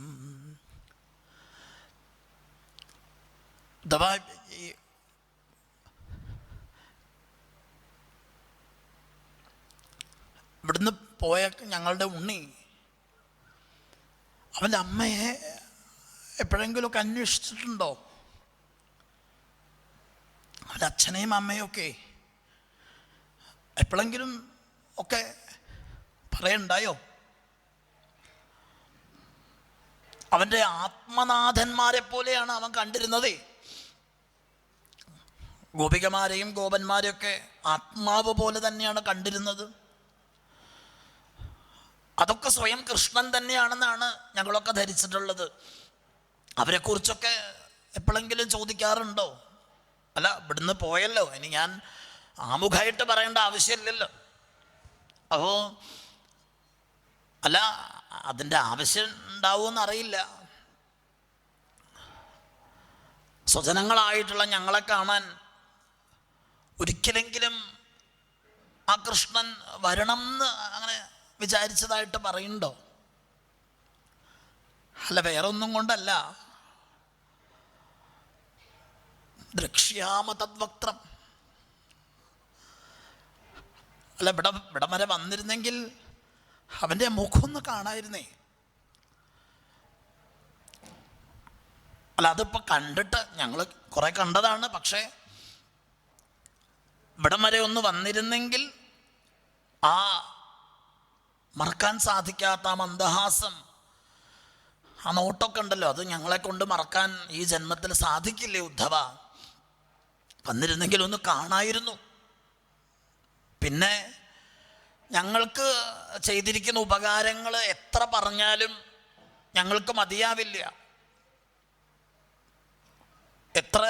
എന്തൊക്കെ കാര്യങ്ങളിൽ നിന്നും ഞങ്ങളെ രക്ഷിച്ചതാണെന്നറിയോ ആ ഉണ്ണി? കാട്ടുതീയിൽ നിന്ന് രക്ഷിച്ചില്ലേ? ഭീകരൻ പാമ്പിൽ നിന്ന് രക്ഷിച്ചു. ആ ഉണ്ണി ഒറ്റയ്ക്കല്ലേ 7 ദിവസം ഗോവർദ്ധനത്തെ ഇവിടെ ഉദ്ധരിച്ച് നിർത്തി, ഞങ്ങളൊക്കെ അത്ഭുതപ്പെടുത്തി. എണ്ണി പറയാനാണെങ്കിൽ കുറേ ഉണ്ട്, അതൊക്കെ അങ്ങേക്കും അറിയാവുന്നതാണ്. പിന്നെ ഈ ഗർഗാചാര്യനൊക്കെ പറയുണ്ടായിട്ടുണ്ടേ, കൃഷ്ണനും രാമനൊക്കെ ഈശ്വരന്മാരാണത്രേ. എനിക്കത് അത്രയ്ക്ക് അങ്ങോട്ട് മനസ്സിലായിട്ടില്ല. അവർ ഈശ്വരന്മാരാന്നാ പറയണേ. അല്ല, ആവാതിരിക്കാൻ പറ്റില്ലല്ലോ. കാരണം എന്താ, ആ കംസനെ കൊന്ന ആ വേദി ഞാൻ നേരിട്ട് കണ്ടതാണ്. ആ ആനയെ ഒരൊറ്റയ്ക്ക് കൊന്നില്ലേ. പനയൊക്കെ വളരെ നിസ്സാരമായിട്ട് അങ്ങോട്ട് മുറിച്ച് കളഞ്ഞില്ലേ. 10,000 ആനയുടെ ശക്തിയുള്ള ആളായിരുന്നല്ലോ ഈ കംസനെ. അതൊക്കെ നിസ്സാരമായിട്ട് ചെയ്യാന്ന് പറഞ്ഞാൽ അവർ ഈശ്വരന്മാരൊക്കെ തന്നെയാവും. പക്ഷേ അതൊക്കെ ശരിയാവാം. അത്രയ്ക്കൊക്കെ ചിന്തിക്കാനുള്ള ബോധം, അവർ കാണിച്ച അത്ഭുതങ്ങൾ ആലോചിക്കുന്ന സമയത്ത് എന്താ പറയേണ്ടതെന്ന് അറിയില്ല. പിന്നെ ഇവിടം വരെ വരുമോ എന്ന് നന്ദൻ ചോദിക്കുമ്പോഴും ഇതി സംസ്മൃത്യ സംസ്മൃത്യ നന്ദകൃഷ്ണാനുരക്തധീ അത്യുത്കണ്ഠോ ഭവത്തുഷ്ണിം പ്രേമ പ്രസരവിഹ്വലാം. ആലോചിക്കും തോറും നന്ദന് പിന്നെ മിണ്ടാൻ വയ്യാണ്ടായി. പക്ഷെ അതിനടുത്തൊരാൾ ഇരിക്കുന്നുണ്ട്. അതാരാത്? സാക്ഷാൽ യശോദാമ്മ.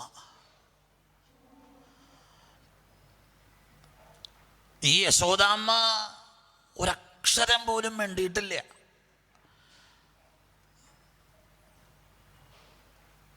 ഒന്നും പറഞ്ഞില്ല. മറിച്ച് ആ അമ്മയുടെ സ്തനങ്ങൾ ചുരന്നുകൊണ്ടിരുന്നു. ആ അമ്മയെപ്പോലെ ഇത്രയും ആനന്ദം ലഭിച്ചിരിക്കുന്ന ഒരാൾ ഈ പ്രപഞ്ചത്തിൽ ഉണ്ടാവുമോ? സങ്കല്പിക്കാൻ സാധ്യമല്ല. നമ്മളൊക്കെ ഭഗവാനെ ഒന്ന് കാണാനായിട്ട്, ഗുരുവായൂരപ്പനെ ഒന്ന് കാണാനായിട്ട് എന്തെല്ലാം ത്യാഗം സഹിച്ച് നിർമാല്യം കാണാൻ പോവുക. ഇവിടെ ചിദാനന്ദക്കട്ടയായി ആ മരതകക്കട്ടയായിരുന്ന ആ ഉണ്ണി, ആ ചന്ദ്രൻ്റെ കഷ്ണം പോലെ ഇരിക്കുന്ന മരതകശ്യാമനായ ആ ഉണ്ണി, ആ കുഞ്ഞ് അമ്മയുടെ ശരീരത്തിൽ ഇങ്ങനെ തത്തിപ്പിടിച്ച് കയറി കയറി കയറി രാവിലെ ആവുന്ന സമയത്ത് തൻ്റെ മുഖം കൊണ്ടുവന്ന് അമ്മയുടെ മുഖത്തിന് നേരെ ചേർത്ത് വെച്ച്, അമ്മേ എന്നെ കണ്ടുണർന്നോളൂ എന്ന് പറഞ്ഞുകൊണ്ട് അമ്മയെ ആനന്ദിച്ചിട്ടാണ് ഇവിടുന്ന് ഇട്ടിട്ട് പോയത്. അത് ശ്രീകൃഷ്ണ കർണാമൃതത്തിൽ പറയും വില്ലുമംഗലം. എന്തെല്ലാം കാര്യങ്ങൾ കാണിച്ചു. നടോ നാട്യധരോ യഥാ എന്ന് കുന്തിമാതാവ് വെറുതെ പറഞ്ഞതല്ല. എന്തെല്ലാം ലീലകൾ കാണിച്ചു. ആ കുന്തി സ്തുതിയിൽ നമ്മൾ കണ്ടില്ലേ, ഗോപ്യാദതേ തൊയ് കൃതാകസി ദാമ താവത് യാതേ ദശാസ്രു കലിരഞ്ജന സംഭ്രമാക്ഷം വക്രം നിനീയ ഭയഭാവനയാസ്ഥിതസ്യ സാമാം വിമോഹയതി ഭീരഭിയദ്വിഭേദി. കൃഷ്ണൻ നിന്റെ ഭീഷ്മപിതാമഹൻ പറയുന്നുണ്ട്, അവിടുത്തെ അഭിനയം എനിക്ക് മനസ്സിലാവും, പക്ഷെ അവിടുത്തെ അഭിനയത്തിലെ അഭിനയം അത് മനസ്സിലാക്കാൻ പ്രയാസമാണ്. ഭീഷ്മരുടെ മുമ്പിലേക്ക് ഭഗവാൻ ആ ചക്രം എടുത്തിട്ട് വന്ന രംഗം ഭീഷ്മർ പറയുന്നുണ്ട്. ചക്രം എടുത്തിട്ട് വന്ന സമയത്ത് കോപാക്രാന്തനായിട്ട് ശരീരം മുഴുവനും വിറച്ചും കൊണ്ട്, എൻ്റെ അർജുനനെ നീ ഇല്ലാണ്ടാക്കുകയാണോ ഭീഷ്മരെ എന്നുള്ള ചോദ്യത്തോടു കൂടിയിട്ടെന്ന ഭാവേന ഒരു മസ്തകം, ഒരു ആനയുടെ മസ്തകം പിളർക്കാനായിട്ടൊരു സിംഹം, നൃഹരി തന്നെയാണല്ലോ, വരണമാതിരി അങ്ങോട്ട് പുറപ്പെട്ടു ഭഗവാൻ. അപ്പ ഭീഷ്മർ പറയുന്നുണ്ട്, അവിടുത്തെ ശരീരം മുഴുവനും ആലില പോലെ വിറയ്ക്കുകയായിരുന്നെങ്കിലും കൃഷ്ണ നീ പരാജയപ്പെട്ടു എൻ്റെ മുമ്പിൽ. കാരണം അവിടുത്തെ കണ്ണുകളിൽ വഴിഞ്ഞൊഴുകുന്ന വാത്സല്യം ഞാൻ കണ്ടു. അവിടുത്തെ ശരീരം മുഴുവൻ കോപം കൊണ്ട് വിറച്ചു. പക്ഷേ എത്ര അഭിനയിച്ചിട്ടും ഭഗവാനെ എന്നോടുള്ള വാത്സല്യം അവിടുത്തെ കണ്ണുകളിൽ ഞാൻ കണ്ടു. അത് മറയ്ക്കാൻ അങ്ങേക്ക് പറ്റിയില്ല. എന്ന് ഭീഷ്മർ പറയുന്നുണ്ട്. ഇവിടെ ആലോചിച്ച് നോക്കൂ നമ്മൾ. ആ യശോദാമ്മയെ സംബന്ധിച്ചിടത്തോളം വില്ലുമംഗലം കുറേ ചിത്രങ്ങൾ വരച്ചു വെച്ചിട്ടുണ്ട്.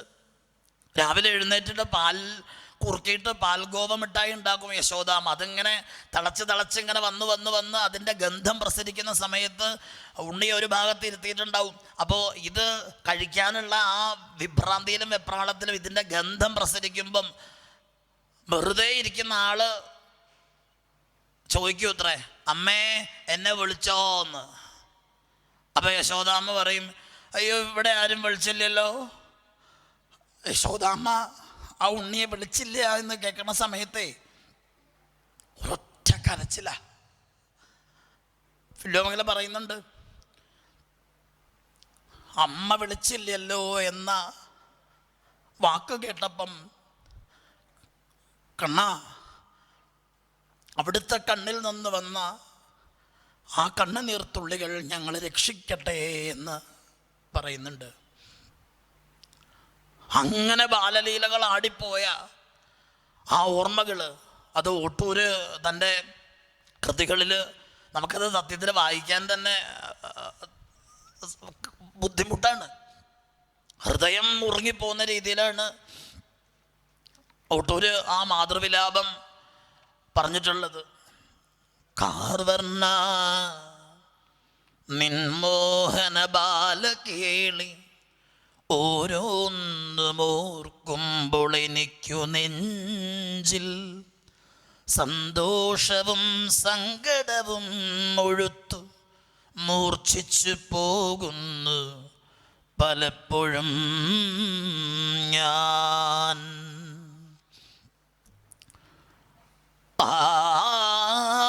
ആരുണ്ടു പണ്ടൂഴിയിൽ ഞങ്ങളോളം ഭാഗ്യം തികഞ്ഞുള്ളവർ വാസ്തവത്തിൽ ഇന്നിത്രമാത്രം ഹതഭാഗ്യരായുമീ ഞങ്ങളെപ്പോലെ ഏവരുണ്ടു മന്നിൽ.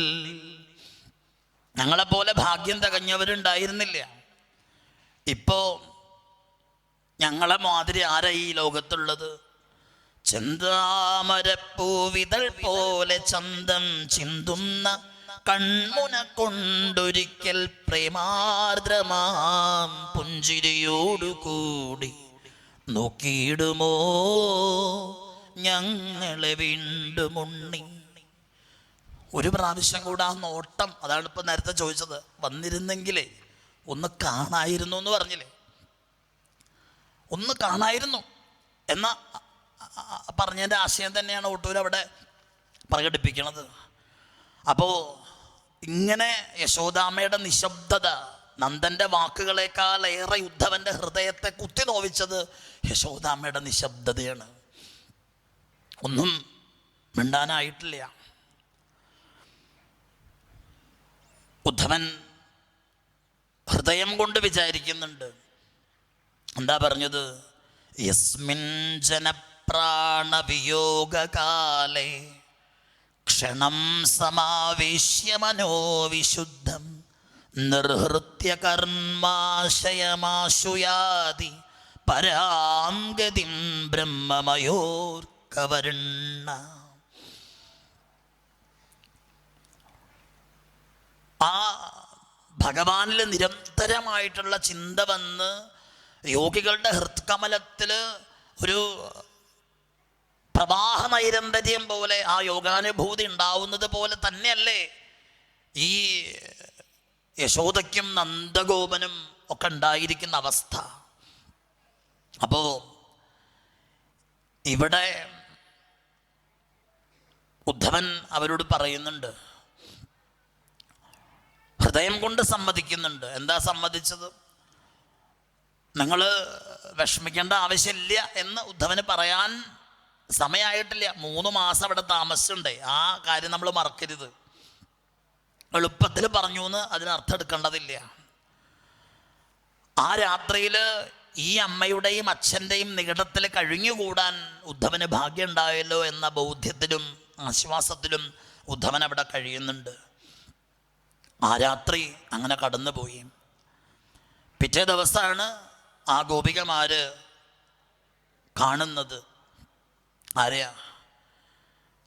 തം വീക്ഷ്യ കൃഷ്ണാനുചരം വ്രജസ്ത്രിയം പ്രലംബബാഹും നവകഞ്ചലോചനം പീതാംബരം പുഷ്കരമാലിനം ലസത് മുഖാരവിന്ദം മണിമൃഷ്ടകുണ്ടലം. അവര് കണ്ടു. ആരെ കണ്ടു? കൃഷ്ണാനുചരം, കൃഷ്ണന്റെ അനുചരനായവനെ കണ്ടു. പ്രലംബബാഹും നവകഞ്ചലോചനം, നീണ്ട കൈയോട് കൂടിയിട്ടാണ്. താമരമാല ധരിച്ചിട്ടുണ്ട്. ഇന്ന് ഭഗവാൻ ധരിച്ച താമരമാല നാളെ ഉദ്ധവനുള്ളതാണ്. ഇന്ന് ഭഗവാൻ ധരിച്ച മഞ്ഞപ്പെട്ട് നാളെ ഉദ്ധവനുള്ളതാണ്. അത്രയ്ക്കിഷ്ടാണ് തൻ്റെ സഖിയായിട്ടുള്ള. തുല്യതാം ധ്യായതൈ ജനൈഹി ഇതി സഖാഹ എന്നാണ്. ഒരേപോലെ ഹൃദയാകാശങ്ങളോട് കൂടിയിട്ടുള്ളവരെയാണ് സഖാ എന്ന പദം കൊണ്ട് പറയുക. അപ്പോൾ അങ്ങനെയുള്ള ഉദ്ധവൻ്റെ പിന്നാലെ ആ ഗോപസ്ത്രീകൾ വന്നു. കാരണം അവർ ചിന്തിച്ചിട്ടുണ്ട് ഇന്നലെ, ഒരു രഥം വന്ന് കാണണ്ടല്ലോ. ആ അക്രൂരൻ പണ്ട് പോയതാണ് ഇവിടുന്ന്. ഇനി എന്തിനാ ഈ അക്രൂരൻ പിന്നെ രണ്ടാമത് ഈ രഥത്തുമ്മൽ വന്നേക്കണേ? കാരണം കംസന്റെ കാര്യം കഴിഞ്ഞു എന്ന് ഞങ്ങൾ അറിഞ്ഞിട്ടുണ്ട്. ഇനി കംസന്റെ ശ്രാദ്ധ കൂട്ടാനോ മറ്റോ ഇനി ഞങ്ങളിൽ ഒരുത്തീനെ പിടിച്ചു കൊടുത്താൽ പറ്റുന്നുണ്ടെങ്കിൽ അങ്ങനെ ആയിക്കോട്ടെ. കാരണം ഞങ്ങളെ കൊണ്ട് ഇനി പ്രത്യേകിച്ച് പ്രയോജനമൊന്നുമില്ല. അതിന് വേണ്ടിയിട്ടാവും ഈ രഥവും കൊണ്ട് അയാൾ വന്നിട്ടുണ്ടാവുക എന്നൊക്കെ അവർ പറയുന്നുണ്ട്. പക്ഷേ സന്ധ്യാവന്ദനാദികൾ കഴിച്ചു പോയ ഉദ്ധവൻ്റെ സ്വരൂപം കണ്ടപ്പം ഇത് വന്നിരിക്കുന്നത് ഭഗവാൻ തന്നെയാണോ എന്ന് അവർക്ക് ആശങ്ക ഉണ്ടായി. അവരോളം ഭഗവാനെ അറിയുന്നവരാരുണ്ട്? അങ്ങനെ അവർ പറയുകയാണ്, ജാനീമസ്ത്വാം യദുപതേ പാർഷദം സമുപാഗതം ഭർത്രേഹ പ്രേഷിത പിതൃർഭവാൻ പ്രിയചികീർഷയാ. അവരുടെ ചോദ്യം പറയുന്നുണ്ട്. എന്താണ്? ആ ഗോപികമാരാണ് പറയുന്നത്, ഉദ്ധവ, ഞങ്ങളായിരിക്കുന്ന ഈ ഗോകുലവാസികളൊക്കെ കൃഷ്ണൻ ശരിക്കും മറന്നുണ്ടാവൂലേ? ഇവിടെ കൃഷ്ണനെ സ്നേഹിക്കുന്നവരുണ്ടെന്നുള്ള വിചാരം തന്നെ അവനുണ്ടെന്ന് ഞങ്ങൾ വിശ്വസിക്കുന്നില്ല. പിന്നെ മാതാപിതാക്കളുടെ കാര്യം അന്വേഷിക്കാനായിട്ടാവും ഇങ്ങോട്ട് വന്നിട്ടുണ്ടാവും. അപ്പം അതിനകത്തൊരു ഒരു ഒരു പാരുഷ്യം ഉണ്ട് കേട്ടോ. കാരണം എന്താ, ഞങ്ങളുടെ കാര്യം നോക്കാനൊന്നുമല്ല, അത് അച്ഛനമ്മയുടെ കാര്യം. അത് തന്നെ പറയണം. എങ്ങനെയാ വെച്ച് കഴിഞ്ഞാൽ അവരെ ബോധ്യപ്പെടുത്താൻ വേണ്ടിയിട്ടൊന്ന് വന്നതാവുമോ? ഇപ്പം ചില ആളുകളൊക്കെ ഫോൺ ചെയ്യണ മാതിരി, വിളിച്ചോ ചോദിച്ചാൽ ഒന്ന് വിളിച്ചിട്ടുണ്ട്, അതന്നെ. അപ്പം അതുപോലെയാണോ എന്ന് ചോദിക്കുന്നുണ്ട്. അപ്പോൾ അച്ഛനമ്മമാരെ സമാശ്വസിപ്പിക്കാൻ വേണ്ടിയിട്ടാവും അയച്ചിട്ടുണ്ടാവുക. പിന്നെ മാതാപിതാക്കളെ സ്നേഹിക്കുക എന്ന് പറഞ്ഞാൽ അത്ര വലിയ കാര്യമൊന്നുമല്ല. കാരണം അതെന്താണ്, ബന്ധമുള്ളത് കൊണ്ട് പിന്നെ സ്നേഹിക്കാതിരിക്കാൻ പറ്റില്ലല്ലോ. കാര്യം കഴിഞ്ഞാലേ ആളുകൾ വിട്ടുപോവുക ചെയ്യുക. അറിയില്ലേ? ഉദാഹരണങ്ങൾ പറയുന്നുണ്ട്. ധനാശ നിമിത്തം ചില പുരുഷന്മാരെ ചില സ്ത്രീകൾ സ്വീകരിക്കും. എന്നിട്ട് ആ കാര്യങ്ങളൊക്കെ കഴിയുമ്പോൾ പുരുഷന്മാരെ അവരുപേക്ഷിച്ച് അങ്ങോട്ട് പോവും. ഖഗാവീതഫലം വൃക്ഷം ഭുക്ത്വാ ചാധിതയോ ഗൃഹം. ഫലം ഉണ്ടാവുന്ന വൃക്ഷത്തിൽ ചില പക്ഷികളൊക്കെ വന്നിരിക്കും. എന്നിട്ട് എന്ത് ചെയ്യും? എന്നിട്ട് ആ ഫലം ഭക്ഷിക്കും. അത് കഴിയുമ്പോൾ അവരങ്ങോട്ട് പോവും. ഇങ്ങനെയൊക്കെ ലോക നിയമങ്ങളുണ്ട് എന്നവർ പറയുന്നുണ്ട്. അപ്പോൾ ഇവർ പറഞ്ഞുകൊണ്ടിരിക്കുന്ന സമയത്താണ് എന്തുണ്ടായത്? അവരുടെ നടുവിലേക്ക് ഒരു ഭ്രമരം, ഒരു വണ്ട് വന്നു ചേർന്നത്. അപ്പോൾ എന്താ വെച്ച് കഴിഞ്ഞാൽ നേരിട്ട് പറയാനുള്ള വൈഷമ്യം കൊണ്ടാവും. എത്രയെന്ന് വെച്ചാൽ പറയുക. അപ്പോഴാണ് അവരെന്ത് പറഞ്ഞത്? ഒരു ഗോപി പറഞ്ഞു. അതാണ് വിസ്തൃതമായ ഭ്രമരഗീതം. അതിനങ്ങനെ ഒരു പേര് കൊടുത്തിരിക്കുന്നു. എന്താ അത്? മധുഭക്തിതവ ബന്ധോ മാസ്പൃശാഘ്രിം സപത്ന്യാ കുചവിലുളിതമാല കുങ്കുമശ്മശ്രുഭിന്ന വഹതു മധുപതിസ്തൻ മാനിനീനാം പ്രസാദം യദു സദസി വിഡംബ്യം യസ്യ ദൂതസ്ത്വമീദൃഗ്. മധുഭക്തിതവ ബന്ധോ, എടോ കള്ളൻ്റെ ബന്ധുവാണ് നീ, അല്ലയോ വണ്ടേ. വണ്ടിനോടെന്ന നിലയിലാണ് പറയണേ. നീ കള്ളൻ്റെ സഖിയാണ്, അതിൽ യാതൊരു സംശയവും വേണ്ട. ഞങ്ങളെ അല്ലാതെ മറ്റാരെയും സ്നേഹിക്കില്ല എന്ന് പറഞ്ഞ് വഞ്ചിച്ച കൃഷ്ണനെ പോലെ തന്നെയാണ് നീയും. നിനക്ക് 6 കാലുണ്ട്, ഭഗവാനും 6 ഗുണങ്ങളുണ്ട്.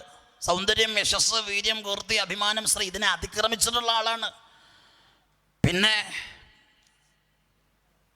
ഞങ്ങളെ ഉപേക്ഷിച്ചു, അല്ലെങ്കിൽ ഞങ്ങളെ ഭ്രമിപ്പിക്കാനുള്ളതെല്ലാം തന്നിട്ടുണ്ട്, എല്ലാം ഞങ്ങൾക്ക് പ്രദാനം ചെയ്തു, എന്നിട്ട് ഇവിടുന്ന് ഞങ്ങളെ ഉപേക്ഷിച്ച് പോവുകയും ചെയ്തു. പിന്നെ ഇത് ഈ ഭ്രമരത്തോടെന്നുള്ള രീതിയിൽ ഇവർ പറഞ്ഞിട്ട് ഓരോ കാര്യങ്ങളും അവരുടെ സ്മൃതിപഥങ്ങളിലൂടെ പോവുകയും അവർ ഗോപികമാരുടെ ഹൃദയസ്പൃക്കായുള്ള വികാരങ്ങൾ ഉദ്ധവനോട് അവർ പറഞ്ഞു തീർക്കുകയാണ്. അതിൽ കുറേ പരിഭവമുണ്ട്, പരാതിയുണ്ട്, അവർ കരയുന്നുമുണ്ട്. അപ്പം നമ്മൾ പൊതുവെ പറയും ഈ ഗുണങ്ങളൊന്നും അധികരിക്കാൻ പാടില്ല, സത്വഗുണവും അധികരിക്കാൻ പാടില്ല. പക്ഷെ ഇവിടെ അതൊന്നും പ്രായോഗികമല്ല. കാരണം വിരഹത്തിൻ്റെ ആ തീക്ഷ്ണമായ ദുഃഖത്തിൽ പെട്ടുപോയിരിക്കുന്ന ഗോപികമാർക്ക് അവർ പറയുന്നുണ്ട്, ഒട്ടൂർ പറയുന്നുണ്ട്, ആ ഗോപികമാർ പറയൂ അത്രേ, എന്താ, ഹേ കൃഷ്ണ, അധികം ചിരിക്കണ്ട കേട്ടോ, മധുരാപുരിയിലെ സ്ത്രീകളൊക്കെ നീ പോയി മയക്കിയില്ലേ, ആ നിന്റെ ചിരി അതെവിടുന്ന് കിട്ടിയെന്ന് നിനക്കറിയോ? എവിടുന്ന് അത് കിട്ടിയത്? ആദ്യമൊന്നും തൊട്ടിൽ കിടക്കുന്ന സമയത്ത് നിനക്ക് ചിരിക്കാൻ അറിയില്ല. ഞങ്ങളാകുന്ന ഈ പാഴ്വൃക്ഷങ്ങളായി പോയില്ലേ ഇപ്പം ഈ ഗോപികമാർ, പട്ടുപോയ പഴമരം പോലുള്ള ഞങ്ങൾ നിന്റെ മുഖത്തിന് നേരെ വന്നിട്ട് ആ ചുണ്ടുകൾ കാണിച്ച് ചിരിച്ച് ചിരിച്ച് ചിരിച്ച് ചിരിച്ച് അവസാനം ഞങ്ങളുടെ ചുടികളിൽ നിന്ന് നീ ആ ചിരി ഒപ്പിയെടുത്തു. എന്നിട്ട് ആ ചിരി കൊണ്ടുപോയിട്ട് നീ മധുരയിലെ സ്ത്രീകളെ മയക്കല്ലേ, നീ പൊയ്ക്കോളൂ. അവർ പറയുന്നുണ്ട്, നിനക്ക് ഇങ്ങോട്ട് വരുന്നത് വിഷമാച്ചാൽ നീ വരണ്ട, അതാണ് ഞങ്ങളുടെ സുഖം, ആവശ്യമില്ല. അപ്പം ഇവരുടെ പരാതിയും പരിഭവവും മാത്രമല്ല, ഇവരുടെ കണ്ണുനീരും ഒരുപാട്. അപ്പോൾ ഉദ്ധവൻ ബുദ്ധിസത്തമനാണെന്ന് ആദ്യം പറഞ്ഞിട്ടുണ്ട്. ഉദ്ധവൻ അവിടെ അവരെ ആശ്വസിപ്പിക്കുകയൊന്നും ചെയ്തിട്ടില്ല ആ സമയത്തൊന്നും. കാരണം എന്താ, കുറച്ച് കരഞ്ഞോട്ടെ, കരഞ്ഞാൽ കുറച്ചങ്ങട് ആശ്വാസവും എന്ന് ഉദ്ധവൻ്റെ ഹൃദയത്തിലുണ്ട്. അത് കഴിഞ്ഞിട്ടാണ് ഉദ്ധവൻ എന്ത് പറഞ്ഞു കൊടുത്തത്? ഉദ്ധവൻ പറഞ്ഞു കൊടുത്തു, ഭഗവാൻ ചില കാര്യങ്ങൾ എന്നെ ഏൽപ്പിച്ചിട്ടുണ്ട്. അതെന്താ? അത് ഭഗവാൻ ഏൽപ്പിച്ചിരിക്കുന്ന കാര്യം മറ്റൊന്നും തന്നെയല്ല, നിങ്ങൾ ആരും ഇങ്ങനെ വിഷമിക്കേണ്ട ആവശ്യമില്ല. നേരത്തെ തന്നെ പറഞ്ഞല്ലോ, ഭഗവാൻ ആദ്യം തന്നെ പറഞ്ഞല്ലോ, ഗോപസ്ത്രീകൾ അവിടെ ഉണ്ടെങ്കിലും അവരുടെ ആത്മാവ് ഇവിടെ ഇരിക്കണു. അന്തര്യാമിയായിട്ട് ഉള്ള ഏതൊരു വസ്തുവിലും, അതായത് അങ്ങനെ ഇല്ലാത്തൊരു വസ്തു ഇല്ലല്ലോ, അതിന് വസ്തു എന്ന് പറയാൻ പറ്റില്ലല്ലോ. അപ്പോൾ അവിടെ പറഞ്ഞു കൊടുത്ത എന്താണെന്ന് വെച്ച് കഴിഞ്ഞാൽ, ആശ്രയം പ്രാപിച്ചിരിക്കുന്ന ആളുകൾ ആശ്രയിച്ചിരിക്കുന്ന വസ്തുവും ആശ്രയവും യഥാർത്ഥത്തിൽ രണ്ടാകുന്നത് എങ്ങനെയാ? അതുകൊണ്ട് നിങ്ങൾ വിഷമിക്കേണ്ടതില്ല, ഞാൻ നിങ്ങളിലും നിങ്ങൾ എന്നിലും തന്നെ ഇരിക്കണത്. ഇത് എളുപ്പം കിട്ടുന്ന ബോധമാണോ ചോദിച്ചാൽ പ്രയാസം തന്നെയാണത്. പിന്നെ നമ്മൾ പറഞ്ഞു പറഞ്ഞു പറഞ്ഞു പറഞ്ഞു പറഞ്ഞ് കുറച്ച് കാലം കഴിയുമ്പോൾ ഈ പറച്ചിൽ നിർത്തും. എന്തിനാ ഈ പറയണമെന്ന് ചോദിച്ചാൽ പറച്ചിൽ നിർത്താനാണ്. ഗുരുവായൂരപ്പസ്വാമി പണ്ട് നമ്മളോട് പറയുമായിരുന്നു, പറഞ്ഞ് പറഞ്ഞ് പറഞ്ഞ് നിർത്താൻ പഠിക്കണം എന്ന് പറയും. ഇല്ലെങ്കിൽ ജീവിതകാലം മുഴുവൻ പറഞ്ഞുകൊണ്ട് നടക്കുകയാണെങ്കിൽ തീർന്നു. സാധുഗോപാലസ്വാമികൾ പറയും, മിണ്ടാതിരിക്കുമ്പോൾ മിണ്ടുന്നതാണ് മൗനം, മിണ്ടുമ്പോൾ മിണ്ടാതിരിക്കുന്നതാണ് മൗനം. ലോകത്തിലെ ഏറ്റവും വലിയ മൗനി സാക്ഷാൽ ഗുരുവായൂരപ്പനാണ്. ആ ഗീത മുഴുവനും മഹാമൗനമാണ്. നമ്മൾ വിചാരിക്കുക പറഞ്ഞു എന്നാണ്. ആ പറച്ചിൽ കണ്ണ് കാണാത്ത ഒരാൾക്ക് വേണ്ടിയിട്ട് മറ്റൊരാൾ റിപ്പോർട്ട് ചെയ്തതാണ്. അത് നമ്മൾ ചിന്തിക്കേണ്ടതുണ്ട്, ഇപ്പം ചിന്തിക്കാനുള്ള നേരമല്ല. അപ്പം അതുകൊണ്ട് ഉദ്ധവൻ ഇവിടെ ചില ബുദ്ധിപരമായ തീരുമാനങ്ങൾ എടുത്തിട്ടുണ്ട്.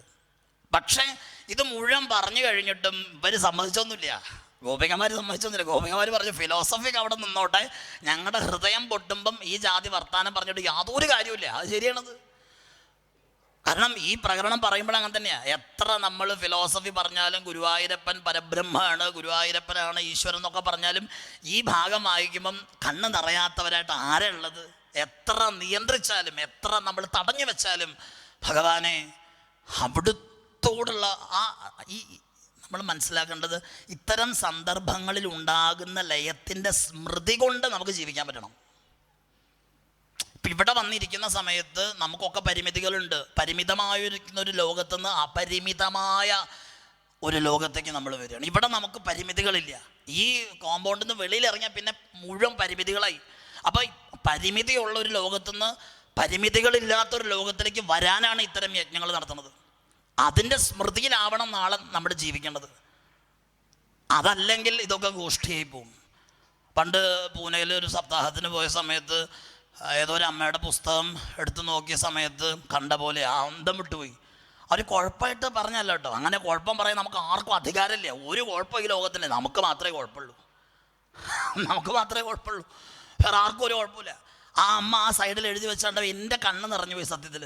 ആ അമ്മയുടെ സാധുത്വം ആലോചിച്ചിട്ട് ആ അമ്മ അവിടെ സൈഡിൽ എഴുതി വെച്ചിരിക്കുക, പ്രഹ്ലാദസ്തുതിയുടെ സൈഡിൽ, ഇവിടെ കരയണം എന്ന്. നിങ്ങൾ ചിരിച്ചില്ലേ? പക്ഷെ ഞാനന്ന് കരഞ്ഞു. കാരണം ആ അമ്മയ്ക്ക് സംസ്കൃതം അറിയില്ലേ. ഈ ആചാര്യൻ അതവിടെ നിന്ന് വായിച്ചപ്പം ആചാര്യൻ കരഞ്ഞിട്ടുണ്ട്. അപ്പം ആ സാധുവായ അമ്മ അവിടെ എഴുതി വെച്ചിരിക്കുക, ഇവിടെ കരയണം. അതാണ് ഗുരുവായൂരപ്പൻ ആരെ എങ്ങനെയാണ് അനുഗ്രഹിക്കുക എന്നുള്ളത് ശരത്തനോട് ചോദിച്ചാൽ അറിയാൻ പറ്റും. എനിക്ക് അത്ര ധാരണ ഇല്ല. അതേ ഗുരുവായൂരപ്പൻ്റെ അടുത്ത ആളാണ്. നമുക്ക് തീരെ അതിനെക്കുറിച്ച് അറിയില്ല, ഒന്നും അറിയില്ല നമുക്ക്. അതാണ് കുന്തി മാതാവൊക്കെ പറയണത്, ഭഗവാനെ എനിക്ക് അവിടുത്തെ സ്തുതിക്കാൻ അറിയില്ല, നമസ്കരിച്ചോട്ടെ, വേറെ ഒരു പണി എനിക്കറിയില്ല, ഞാൻ നമസ്കരിച്ചോളാം. ഗോപികമാരതാ പറഞ്ഞത്, ഞങ്ങൾക്ക് വേറെ ഒന്നും തന്നെ അറിയില്ല ഉദ്ധവ, ഇതൊന്നും ഞങ്ങൾക്കറിയില്ല, അവിടുന്ന് പറയുന്ന കാര്യങ്ങളൊക്കെ ഞങ്ങൾക്കറിയില്ല എന്നവർ തീർത്തും തന്നെ പറഞ്ഞിട്ടുണ്ട് ഈ പ്രകരണത്തിൽ. അങ്ങനെ ആ ഗോപികമാരുടെ അസാധാരണമായിരിക്കുന്ന ഭക്തിയുടെ വൈഭവം കണ്ടിട്ടാണ് ഇവിടെ ഗോപീ പഞ്ചരത്നം എന്ന് പറയുന്ന പ്രകരണം ഭാഗവതത്തിൽ നമ്മൾ കാണുക. അവർ ആ ഗോപികമാർ പറയുന്നുണ്ട്, എന്താണ്, ഞങ്ങൾ എല്ലാ ദിവസവും ഭഗവാനെ കാത്തിരിക്കുകയാണ്. അതാണ് അവർ പാടുന്നത്. ഇന്നെങ്കിലും വന്നീടുമെൻ്റെ കൃഷ്ണൻ എന്നോർത്തു ഗോപാങ്കന നാളുതോറും പ്രത്യാശയോടെ അശനീയമെല്ലാം തട്ടിക്കുടഞ്ഞങ്ങു വിരിച്ചിടുന്നു. ഞങ്ങളുടെ കൃഷ്ണൻ ചിലപ്പോൾ ഇന്ന് വരുന്നുണ്ടാവും. അത് ഇന്ന് വന്നാൽ ചിലപ്പം അവന് സൗകര്യങ്ങൾ കുറയാൻ പാടില്ലേ, അതുകൊണ്ട് പാലെടുത്ത് വയ്ക്കും, വെണ്ണെടുത്ത് വയ്ക്കും, ഒരുങ്ങിയ നടക്കുക എപ്പോഴും. അപ്പം ചിലർ വിചാരിക്കും ഇവരെന്തും മനുഷ്യരാ എപ്പോഴും ഇങ്ങനെ ഒരുങ്ങി നടക്കുക. കാരണം എന്താ, ഭഗവാൻ വന്നാൽ ഞങ്ങൾക്ക് ചേല് കുറവാണെന്ന് വിചാരിക്കാൻ പാടില്ല. അതാണ് അവരുടെ ഭാഷ്യം. അങ്ങനെയാണ് ഉദ്ധവൻ മനസ്സിലാക്കുന്നത് ആ ഗോപികമാരുടെ അനാദൃശമായ ഭക്തി. അതിന് തുല്യമായിട്ട് എന്തുണ്ട് ഈ പ്രപഞ്ചത്തിലെന്ന് ഉദ്ധവൻ തന്നെ പറയാണ്. ഇവിടെ നമുക്ക് എല്ലാവർക്കും ഉള്ളൊരു പ്രശ്നമായിട്ട് നമുക്ക് തോന്നണത് കമ്പയർ ചെയ്യുക, നമ്മൾ ചെയ്യുക. ഉദ്ധവനെയും ഗോപികമാരെയും തമ്മിൽ കമ്പയർ ചെയ്യുക വല്ല ആവശ്യമുള്ള കാര്യമാണോ? ആവശ്യമുള്ള കാര്യമല്ല. ഉദ്ധവൻ്റെ ആ ബോധത്തെ ഭഗവാൻ ഒരു ട്രെയിനിങ് കൊടുക്കാൻ വേണ്ടി വിട്ടാണെന്ന് നമ്മളെന്തിനാ അങ്ങനെ പറയണേ? കാരണം എന്താ, ഉദ്ധവന് ഗോപികമാരോടുള്ള ബഹുമാനം ചില്ലറയൊന്നുമല്ല. അതെന്തുകൊണ്ടാണ്? നേരത്തെ പറഞ്ഞ മാതിരി മറ്റൊരാളെ ബഹുമാനിക്കാൻ സാധിക്കണം എന്നുണ്ടെങ്കിൽ അവനവനോട് ബഹുമാനം ഉണ്ടാവണം, എന്നാലേ പറ്റുള്ളൂ. മറ്റൊരാളെ സ്നേഹിക്കാൻ പറ്റണമെങ്കിൽ നമുക്ക് നമ്മുടെ ഉള്ളിൽ സ്നേഹം ഉണ്ടാവണം, എന്നാലേ സാധിക്കുള്ളൂ. ഉദ്ധവൻ്റെ ഉള്ളിൽ ഹൃദയം മുഴുവൻ ഭക്തി ആയതുകൊണ്ട് ഉദ്ധവൻ അവസാനിപ്പിക്കണം. എങ്ങനെയാണിത്? ഈ പ്രകരണമൊക്കെ അവസാനിപ്പിക്കാൻ പറ്റുമോ? അതൊന്നും പറ്റൊന്നുമില്ല.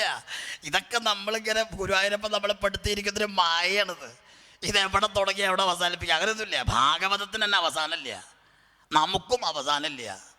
പിന്നെ എങ്ങനെ തുടങ്ങുക അവസാനിപ്പിക്കുകയും ചെയ്യുക? അങ്ങനെയൊന്നുമില്ല. ഇവിടെ ഭഗവാൻ ഗുരുവായൂരപ്പൻ ഓരോ ലീലകൾ ചെയ്യണു, അത് നമ്മളൊക്കെ ചേർന്ന് അങ്ങനെ ആസ്വദിക്കുന്നു. ഈ മായാപ്രപഞ്ചത്തിൽ ഒന്ന് മാത്രം സത്യമാണ്, അത് ഗുരുവായൂരപ്പൻ അന്ന ബോധം വരുന്നത് വരെ ഈ സാധനം ആടിക്കൊണ്ടിരിക്കും. അത് കഴിയുമ്പോൾ അത് നിശ്ചലമാവും. അതാണ് ഉദ്ധവൻ അവസാനം രണ്ട് കൈയും തൊഴുതുകൊണ്ടെന്ന് പറഞ്ഞത്. ആസാമഹോ ചരണരേണുജുഷാമഹംസ്യാം വൃന്ദാവനേ കിമപി ഗുൽമലദൗഷധീനാം യാദുസ്ത്യജം സ്വജനമാര്യപദം ചഹിത്വാ ഭേജുർമുകുന്ദപദമീം ശ്രുതിഭിർവമൃഗ്യാം. വൃന്ദാവനത്തിലൊരു പുല്ലായി, ഒരു കുറ്റിച്ചെടിയായിട്ട് അവിടുന്ന് ജനിപ്പിച്ചിരുന്നെങ്കിൽ മറ്റൊന്നും വേണ്ട.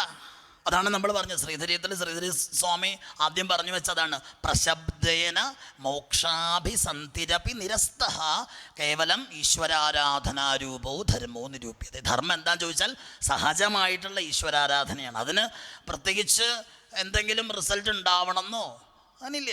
അതുകൊണ്ടാണ് ചില ഉയർന്ന ഉപാസകന്മാരൊക്കെ പറയുക, രാജ്യം ദേയം ശിരോദയം നദയോ ഷോഡശാക്ഷരി എന്നൊക്കെ പറയും എന്നൊക്കെ ചില വലിയ വലിയ ആളുകളൊക്കെ പറയണത് കേൾക്കാം. അപ്പം അതിൻ്റെ കാര്യം എന്താണെന്ന് വെച്ച് കഴിഞ്ഞാൽ ചില പ്രതിജ്ഞകളൊക്കെ എടുക്കേണ്ടതുണ്ട്. അതായത് ഈ സമ്പ്രദായത്തിലേക്ക് വരുമ്പം ഭഗവതി അല്ലാതെ മറ്റാരും എനിക്ക് വേണ്ട, ആരും വേണ്ട. ഇത് സത്യത്തിൽ ഈ ശൈവ സമ്പ്രദായത്തിൽ ഒരു സ്വാമിജിയെ കാണാൻ കേരളത്തിൽ നിന്ന് 2 പേര് ചെന്ന് നിന്നിട്ട് അവർ സ്വാമിജിയോട് പറഞ്ഞു, ഞങ്ങൾ ശ്രീവിദ്യാദീക്ഷിതരാണെന്ന് പറഞ്ഞു. അപ്പോൾ സ്വാമിജി പറഞ്ഞു, അപ്പോൾ പെട്ടൂല്ലേ എന്ന് ചോദിച്ചു. അപ്പോൾ ആ കാര്യത്തിന് അർത്ഥം എന്താണെന്ന് അവർക്ക് മനസ്സിലായില്ല. പക്ഷേ കാരണം എന്താ വെച്ചാൽ ഇതൊക്കെ ഓരോ പെടലാ. ഞാൻ ഇന്ന ആളാണ്. ആദ്യം നമ്മൾ തല്ലിക്കൊല്ലേണ്ടത് നമ്മുടെ ഐഡൻറ്റിറ്റിയാണ്. ഈ നമ്മളൊക്കെ അങ്ങനെയാണല്ലോ. ഇപ്പോൾ ഇത് തുടങ്ങുന്ന സമയത്ത് ഇപ്പോൾ വിളിച്ചു പറയും, ഇപ്പോൾ ശരത്തേട്ടനെ കുറിച്ച് ഇപ്പോൾ വലിയ പോഴത്തെയൊക്കെ ഇവിടെ പറയാൻ അവിടെ തയ്യാറായിട്ടിരിക്കുക. അതിൽ ശരത്തേട്ടൻ പെടാതിരിക്കുന്നതാണ്, അത് പെടുന്നുണ്ടോ എന്ന് നോക്കാനിരിക്കുന്ന ആളാണ് ഇവിടെ ഇരിക്കുന്ന ആൾ. അത് നമ്മൾ ആലോചിച്ചാൽ ഇതൊക്കെ ഒരു രസകരമായൊരു കളിയാണെന്ന്. കാരണം ഇത് പാമ്പും കോണിയും പോലെയാണ്. ഈ മുകളിൽ കൊണ്ട് എത്തിച്ചിട്ട് അവിടെ നിന്ന് ഒറ്റ ഉരുട്ടിയിട്ട് നമ്മൾ കുട്ടിക്കാലത്ത് കളിച്ചല്ലേ, 99 ഒരു പാമ്പ് നിൽപ്പുണ്ട്. ഓരോ എല്ലാ ബോർഡിലും ഉണ്ട്, നമ്മുടെ ജീവിതത്തിലുണ്ട്. 99 ഒരു പാമ്പുണ്ട്. ആ പാമ്പ് 14 കൊണ്ടെത്തിക്കും നമ്മളെ. അതുകൊണ്ട് ഒറ്റ പ്രാർത്ഥനയുള്ളൂ. എന്താ പ്രാർത്ഥന? അഹങ്കാരം ഇല്ലാണ്ടിരിക്കണം. അവിടെയും കുഴപ്പമുണ്ട്. അഹങ്കാരം ഇല്ലാണ്ടിരുന്നാൽ അഹങ്കാരമില്ല എന്നുള്ള അഹങ്കാരം ഉണ്ടാവും. അത് ഏറ്റവും വലിയ കുഴപ്പമെന്നാ പറയുക. അത് വലിയ അപകടമാണ്. അപ്പം നമുക്ക് പ്രാർത്ഥിക്കാനുള്ള എന്താ? സഹജസ്ഥിതി എന്താണോ സഹജമായിട്ട് ഇരിക്കാൻ പറ്റുക. അതാണ് ഗോപികമാരുടെ ഭാവം. അവർക്ക് ഫിലോസഫിയോ ഒന്നുമില്ല. തീക്ഷ്ണമായ ഭഗവാനോടുള്ള പ്രേമത്തിൽ അലിഞ്ഞ് ഒന്നായിട്ട് അങ്ങോട്ട് തീർന്നു. ഏതെങ്കിലും ഒരു വഴി സ്വീകരിച്ചാൽ മതി. ഒക്കെ കൂടെ ചാടിപ്പിടിക്കണ്ടെന്നേ, ഒക്കെ കൂടെ പിടിക്കണ്ട. ഏതെങ്കിലും ഒരു വഴി അതങ്ങോട്ട് മുറുകെ പിടിച്ചോളൂ. ഭഗവാനെ എങ്ങനെ വേണമെങ്കിലും കണ്ടോളൂ. അത് ഏത് വഴിക്കായിക്കോട്ടെ, അത് ശത്രുവായിട്ടോ മിത്രമായിട്ടോ. പക്ഷെ നമ്മുടെ ഹൃദയത്തിൽ ആ മൂർച്ച ഉണ്ടാവണം. ആ മൂർച്ച നഷ്ടപ്പെട്ടു പോകാൻ പാടില്ല. അതാണ് ഗോപികമാരുടെ പ്രത്യേകത. അതാണ് അവർക്ക് ഒരിക്കൽ പോലും ഒരു മാത്ര പോലും ഭഗവാനിൽ നിന്ന് അവർ പിരിഞ്ഞിരുന്നിട്ടില്ല. ഇരിക്കാൻ അവർക്ക് സാധിക്കില്ല. ഭഗവാനും സാധിച്ചിട്ടില്ല. കാരണം അതുകൊണ്ടാണ് ഭഗവാൻ നേരിട്ട് വരാഞ്ഞതെന്നാണ് നമ്മൾ മനസ്സിലാക്കേണ്ടത്. കാരണം ആ തീക്ഷ്ണതയിൽ ഗുരുവായൂരപ്പൻ നമ്മളെക്കാൾ ആർദ്രസ്വരൂപനാണല്ലോ. നമ്മളൊക്കെ സത്യത്തിൽ കഠിനം ഹൃദയന്മാരാണ്. ഗുരുവായൂരപ്പൻ അത്രയും. കാരണം കാശി തമ്പുരാൻ പറയുന്നുണ്ടല്ലോ, കാശി തമ്പുരാൻ ഗുരുവായൂരപ്പൻ്റെ പിന്നാലെ ഓടുന്ന സമയത്ത് പലരും ചോദിക്കുന്നുണ്ടല്ലോ. അത് തന്നെ ശരത്തേട്ടൻ്റെ പ്രഭാഷണത്തിലൊക്കെ നമുക്ക് കേൾക്കാൻ പറ്റിയിട്ടുണ്ട്. കാശി തമ്പുരാനൊക്കെ കേരളത്തിൽ വലിയൊരളവ് വരെ പരിചയപ്പെടുത്തുന്നതിൽ ശരത്തേട്ടന് വലിയൊരു പങ്കുണ്ട്. ഞാൻ ഈ കഴിഞ്ഞിടയ്ക്ക് തൃപ്പൂണിത്തുറ അവിടെ സപ്താഹം ഉണ്ടായിരുന്നു. അപ്പോൾ കാശി തമ്പുരാൻ്റെ കഥ പറഞ്ഞപ്പം അവിടെ ഉള്ളവർക്ക് തന്നെ കാശി തമ്പുരാൻ അത്ര പരിചയമില്ല. അതാണ് ഇപ്പോഴത്തെ അവസ്ഥ. ഭക്തന്മാരുടെ കഥ പഠിക്കുക, ഭക്തന്മാർ തമ്മിൽ ഉള്ള അവരുടെ ചരിതം പറയുക എന്നൊക്കെ ഉള്ളത് നമ്മൾക്ക് വളരെ കുറച്ച് മാത്രം പരിചയം. ഇപ്പം നമ്മളെന്നെ ആലോചിച്ച് നോക്കും. ഇപ്പം തിരുമേനി, മള്ളിയൂർ തിരുമേനിയുടെ കഥ തന്നെ, ഇവിടുത്തെ ചരിത്രം തന്നെ എത്ര പേർക്ക് അറിയാം? ഇപ്പം നമ്മളിവിടെ കാണുന്ന ഈ വലിയ സംവിധാനങ്ങൾക്കൊക്കെ മുമ്പ്, നേരത്തെ പറഞ്ഞില്ലേ, 2001 കാലഘട്ടത്തിൽ ഇവിടെ ഏതോ ഗുരുവായൂരപ്പ സ്വാമി പറഞ്ഞിട്ടാണ് നമ്മളിവിടെ വരുന്നത്. സ്വാമി പറഞ്ഞു, ഇവിടെ വന്നു, മള്ളിയൂർ തിരുമേനി ഒരു ഭാഗവതം കയ്യിലേക്ക് എടുത്ത് തന്നു. അതെന്തിനാണെന്ന് എനിക്കിപ്പോഴും മനസ്സിലായിട്ടുള്ളത്. അതെന്തിനാണ് തന്നതെന്ന് ഇപ്പോഴും മനസ്സിലായി എന്ന് ഞാൻ ധരിക്കുന്നതിൻ്റെ അന്ന് മരണമാണ്. പിന്നെ നമ്മളില്ല. കാരണം അത് മനസ്സിലാക്കാനുള്ള യോഗ്യത ഈ ജന്മത്തിൽ ഉണ്ടാകുമെന്ന് കരുതുന്നില്ല. അതിൻ്റെ ആവശ്യമില്ല.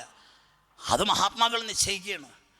അതാണ് ഈ ചില അവധൂതന്മാരൊക്കെ നമ്മളെ കാണുന്ന സമയത്ത് പറയും, ഗുണം കെട്ട് പോട്ടെ എന്ന് പറയും. അപ്പം നമ്മൾ ഇയാൾ എന്തായി പറഞ്ഞത്? നമ്മളിലുള്ള ഗുണങ്ങളില്ലാതാവട്ടെ, നീ നന്നാവട്ടെ എന്നാണ് പറഞ്ഞേ. അപ്പം ആ ബോധ്യം ഈ ഗുരുവായൂരപ്പൻ ഈ മള്ളിയൂർ ഇല്ലത്തിൻ്റെ കാര്യം തന്നെ ആലോചിച്ച് നോക്കൂ. ഇവിടെ ഉണ്ടായിരുന്ന കുട്ടികൾ പണ്ട് വിനോദയാത്ര പോകാൻ വേണ്ടിയിട്ട് അച്ഛനായ തിരുമേനിയുടെ അടുത്ത് പൈസ ചോദിക്കുന്ന സമയത്ത് ഇവിടുത്തെ ഇരിക്കുന്ന അമ്മ വഴക്ക് പറഞ്ഞ ചരിത്രമുള്ള മണ്ണാണ്. നീ എന്താ പറയണേ? ഇവിടുത്തെ ഇല്ലത്തിൻ്റെ സ്ഥിതി അറിയില്ലേ? എന്നിട്ടാണോ ടൂറ് പോകാൻ പൈസ ചോദിക്കണമെന്ന് പറഞ്ഞെടുത്തുന്നതാണ് മഹാഗണപതി ദാ ആകാശത്തേക്ക് ഇതിങ്ങനെ ഉദ്ധരിച്ച് എത്തിച്ചേക്കണത്. അതെന്തുകൊണ്ടാണ്? ആ ഭക്തൻ്റെ സമർപ്പണമാണ്. നമ്മൾ ഇനിയും തിരുമേനിയുടെ ചരിത്രങ്ങൾ കേരളത്തിൽ പ്രചരിക്കപ്പെടാനുണ്ട് സത്യത്തിൽ. പക്ഷെ അതാരും പ്രചരിപ്പിക്കുന്നില്ല. ഭാഗവതന്മാർക്ക് അതിനുള്ള ധർമ്മമുണ്ടോ ഇല്ലയോ എന്നുള്ളതൊക്കെ പിന്നത്തെ കാര്യം. നമുക്ക് പറ്റുമോ എന്നുള്ളതാണ്. വേറെ ആരെങ്കിലും ചെയ്തോ, ഇരുട്ടാണെന്ന് നമ്മൾ പറയണ്ട. നമുക്ക് കൊളുത്താൻ പറ്റുന്ന അത്രയും കൊളുത്തുക. അതിനാവണ് നമ്മൾ. ഇതിപ്പോൾ കൊല്ലം ഇങ്ങനെ നടത്തി പോയതുകൊണ്ട് മാത്രമായില്ല. ഇവിടെ വരുന്ന നമ്മൾ തിരുമേനിയെക്കുറിച്ചും തിരുമേനി പോയ വഴികളെക്കുറിച്ചും എങ്ങനെ ഈ ഭാഗവതം ഒരു നമ്മൾ ഈ രാമായണം പറയണ മാതിരിയാണ്. രാമം മാനുഷം മന്നി എന്ന് പറഞ്ഞു തുടങ്ങിയിട്ട് അവസാനിപ്പിച്ചത് എന്താണ്? ആഗച്ഛ വിഷ്ണു ഭദ്രം തേ എന്ന് പറഞ്ഞിട്ടാണ്. അപ്പം സാധാരണക്കാരനായ മനുഷ്യൻ എങ്ങനെ ധർമാചരണത്തിലൂടെ ഒരു ഈശ്വരനായി മാറാമെന്നുള്ളതിൻ്റെ പ്രതീകമാണ് മള്ളിയൂർ തിരുമേനി. ഈ ബോധ്യത്തോടു കൂടി മള്ളിയൂർ തിരുമേനിയും ഗോപികാഗീതവും ഭ്രമരഗീതവും ഒക്കെ വ്യത്യസ്തമല്ല. ആ ജീവിതം ഗോപികമാരുടെ ജീവിതം പോലെ തന്നെയാണ്. അത്രത്തോളം ഭാഗവതത്തെ നെഞ്ചേറ്റിലാളിച്ച ആ തിരുമേനിയുടെ ഈ മടിയിലിരുന്ന് നമുക്കിങ്ങനെ ആനന്ദിക്കാൻ വള്ളിയൂരപ്പൻ അനുഗ്രഹിക്കട്ടെ, ഗുരുവായൂരപ്പൻ സന്തോഷിക്കട്ടെ എന്ന് മാത്രം പ്രാർത്ഥിച്ചുകൊണ്ട്, ഇതൊരു പ്രഭാഷണം ഒന്നല്ല കേട്ടോ. പ്രഭാഷണം എന്നുള്ള പദത്തിന് തന്നെ അർത്ഥം പ്രകർഷണ ഭാഷണം ചെയ്യണം. അതൊന്നും നമ്മളെ കൊണ്ട് പറ്റുന്ന പണിയല്ല. പണ്ട് നമ്മുടെ ഈ സാക്ഷാൽ തോട്ടം പറഞ്ഞിട്ടുണ്ട്, ഏകാദശാസ്വാദനം എന്ന് പറഞ്ഞ് പഴയൊരു പുസ്തകമുണ്ട്. അപ്പം കിട്ടാനില്ലാത്തൊരു പുസ്തകമാണിത്. അതിൻ്റെ അവതാരികയിൽ തോട്ടം പറയുന്നുണ്ട്, വാതാലേശ്വരനായിരിക്കുന്ന ഗുരുവായൂരപ്പന് കാതരയായ മഞ്ജുള സമർപ്പിച്ചൊരു തെച്ചിപ്പൂമാല വളരെ ഇഷ്ടപ്പെട്ടിട്ടുണ്ട്. മല്ലിശ്ശേരി കൊടുക്കുന്ന ഓണപ്പുടവ ഗുരുവായൂരപ്പന് വളരെ പ്രിയമാണ്. ആയതിലൊന്നുപോലെ ഈയുള്ളവൻ്റെ വാക്കുകളിലും ഹേ ഗുരുവായൂരപ്പ അവിടുന്ന് സന്തോഷിക്കണമെന്ന് പ്രാർത്ഥിക്കാൻ പോലും അടിയൻ അർഹനല്ല. പിന്നെ ഏതുപോലെയും ചോദിച്ചാൽ സാധാരണ സദ്യ കഴിക്കാറില്ലേ? ഇല്ലേ? എന്തിനു വിഷമിച്ചിരിക്കണേ? സദ്യ കഴിക്കാറില്ലേ? അപ്പം സദ്യ ധാരാളം കഴിച്ച് പ്രഥമൻ വാരി കഴിച്ചു കഴിയുമ്പം ഈ പ്രഥമൻ കഴിച്ചത് കൊണ്ട് നാവിനൊരു മരവിപ്പുണ്ടാവില്ലേ? ഒരു മധുരാധിക്യത്തിൻ്റെ. അത് മാറാൻ വേണ്ടി നമ്മൾ എന്താ ചെയ്യുക? അത് മാറാൻ വേണ്ടി അച്ചാറ് തൊട്ട് ഒന്നുകൂടെ ശരിപ്പെടുത്തിയിട്ട് പായസം കുടിക്കണ മാതിരി ഈ പ്രഭാഷണമൊക്കെ നടക്കുന്നതിനിടയിൽ അച്ചാറ് വിളമ്പാൻ ഞങ്ങളെ മാതിരിയുള്ള ചില ആളുകളെ ഏൽപ്പിച്ചിട്ടുണ്ടെന്നാണ് ഞങ്ങൾ വിചാരിക്കുന്നത്. സത്യത്തിൽ അതുമില്ല. അച്ചാറ് വിളമ്പാനുള്ള ത്രാണി പോലും നമ്മൾക്കില്ല എന്ന ബോധ്യം എന്നും ഗുരുവായൂരപ്പ അവിടുന്ന് തരണേ എന്ന പ്രാർത്ഥനയോടുകൂടി നമുക്ക് ഈ വാക്കുകൾ എല്ലാ സജ്ജനങ്ങളുടെയും പാദങ്ങളിൽ, മള്ളിയൂർ തിരുമേനിയുടെ പാദാരവിന്ദങ്ങളിൽ, ഗുരുനാഥന്മാരുടെ ഒക്കെ പാദങ്ങളിൽ സമർപ്പിക്കട്ടെ. സർവത്ര ഗോവിന്ദനാമ സങ്കീർത്തനം. ഗോവിന്ദ ഗോവിന്ദ.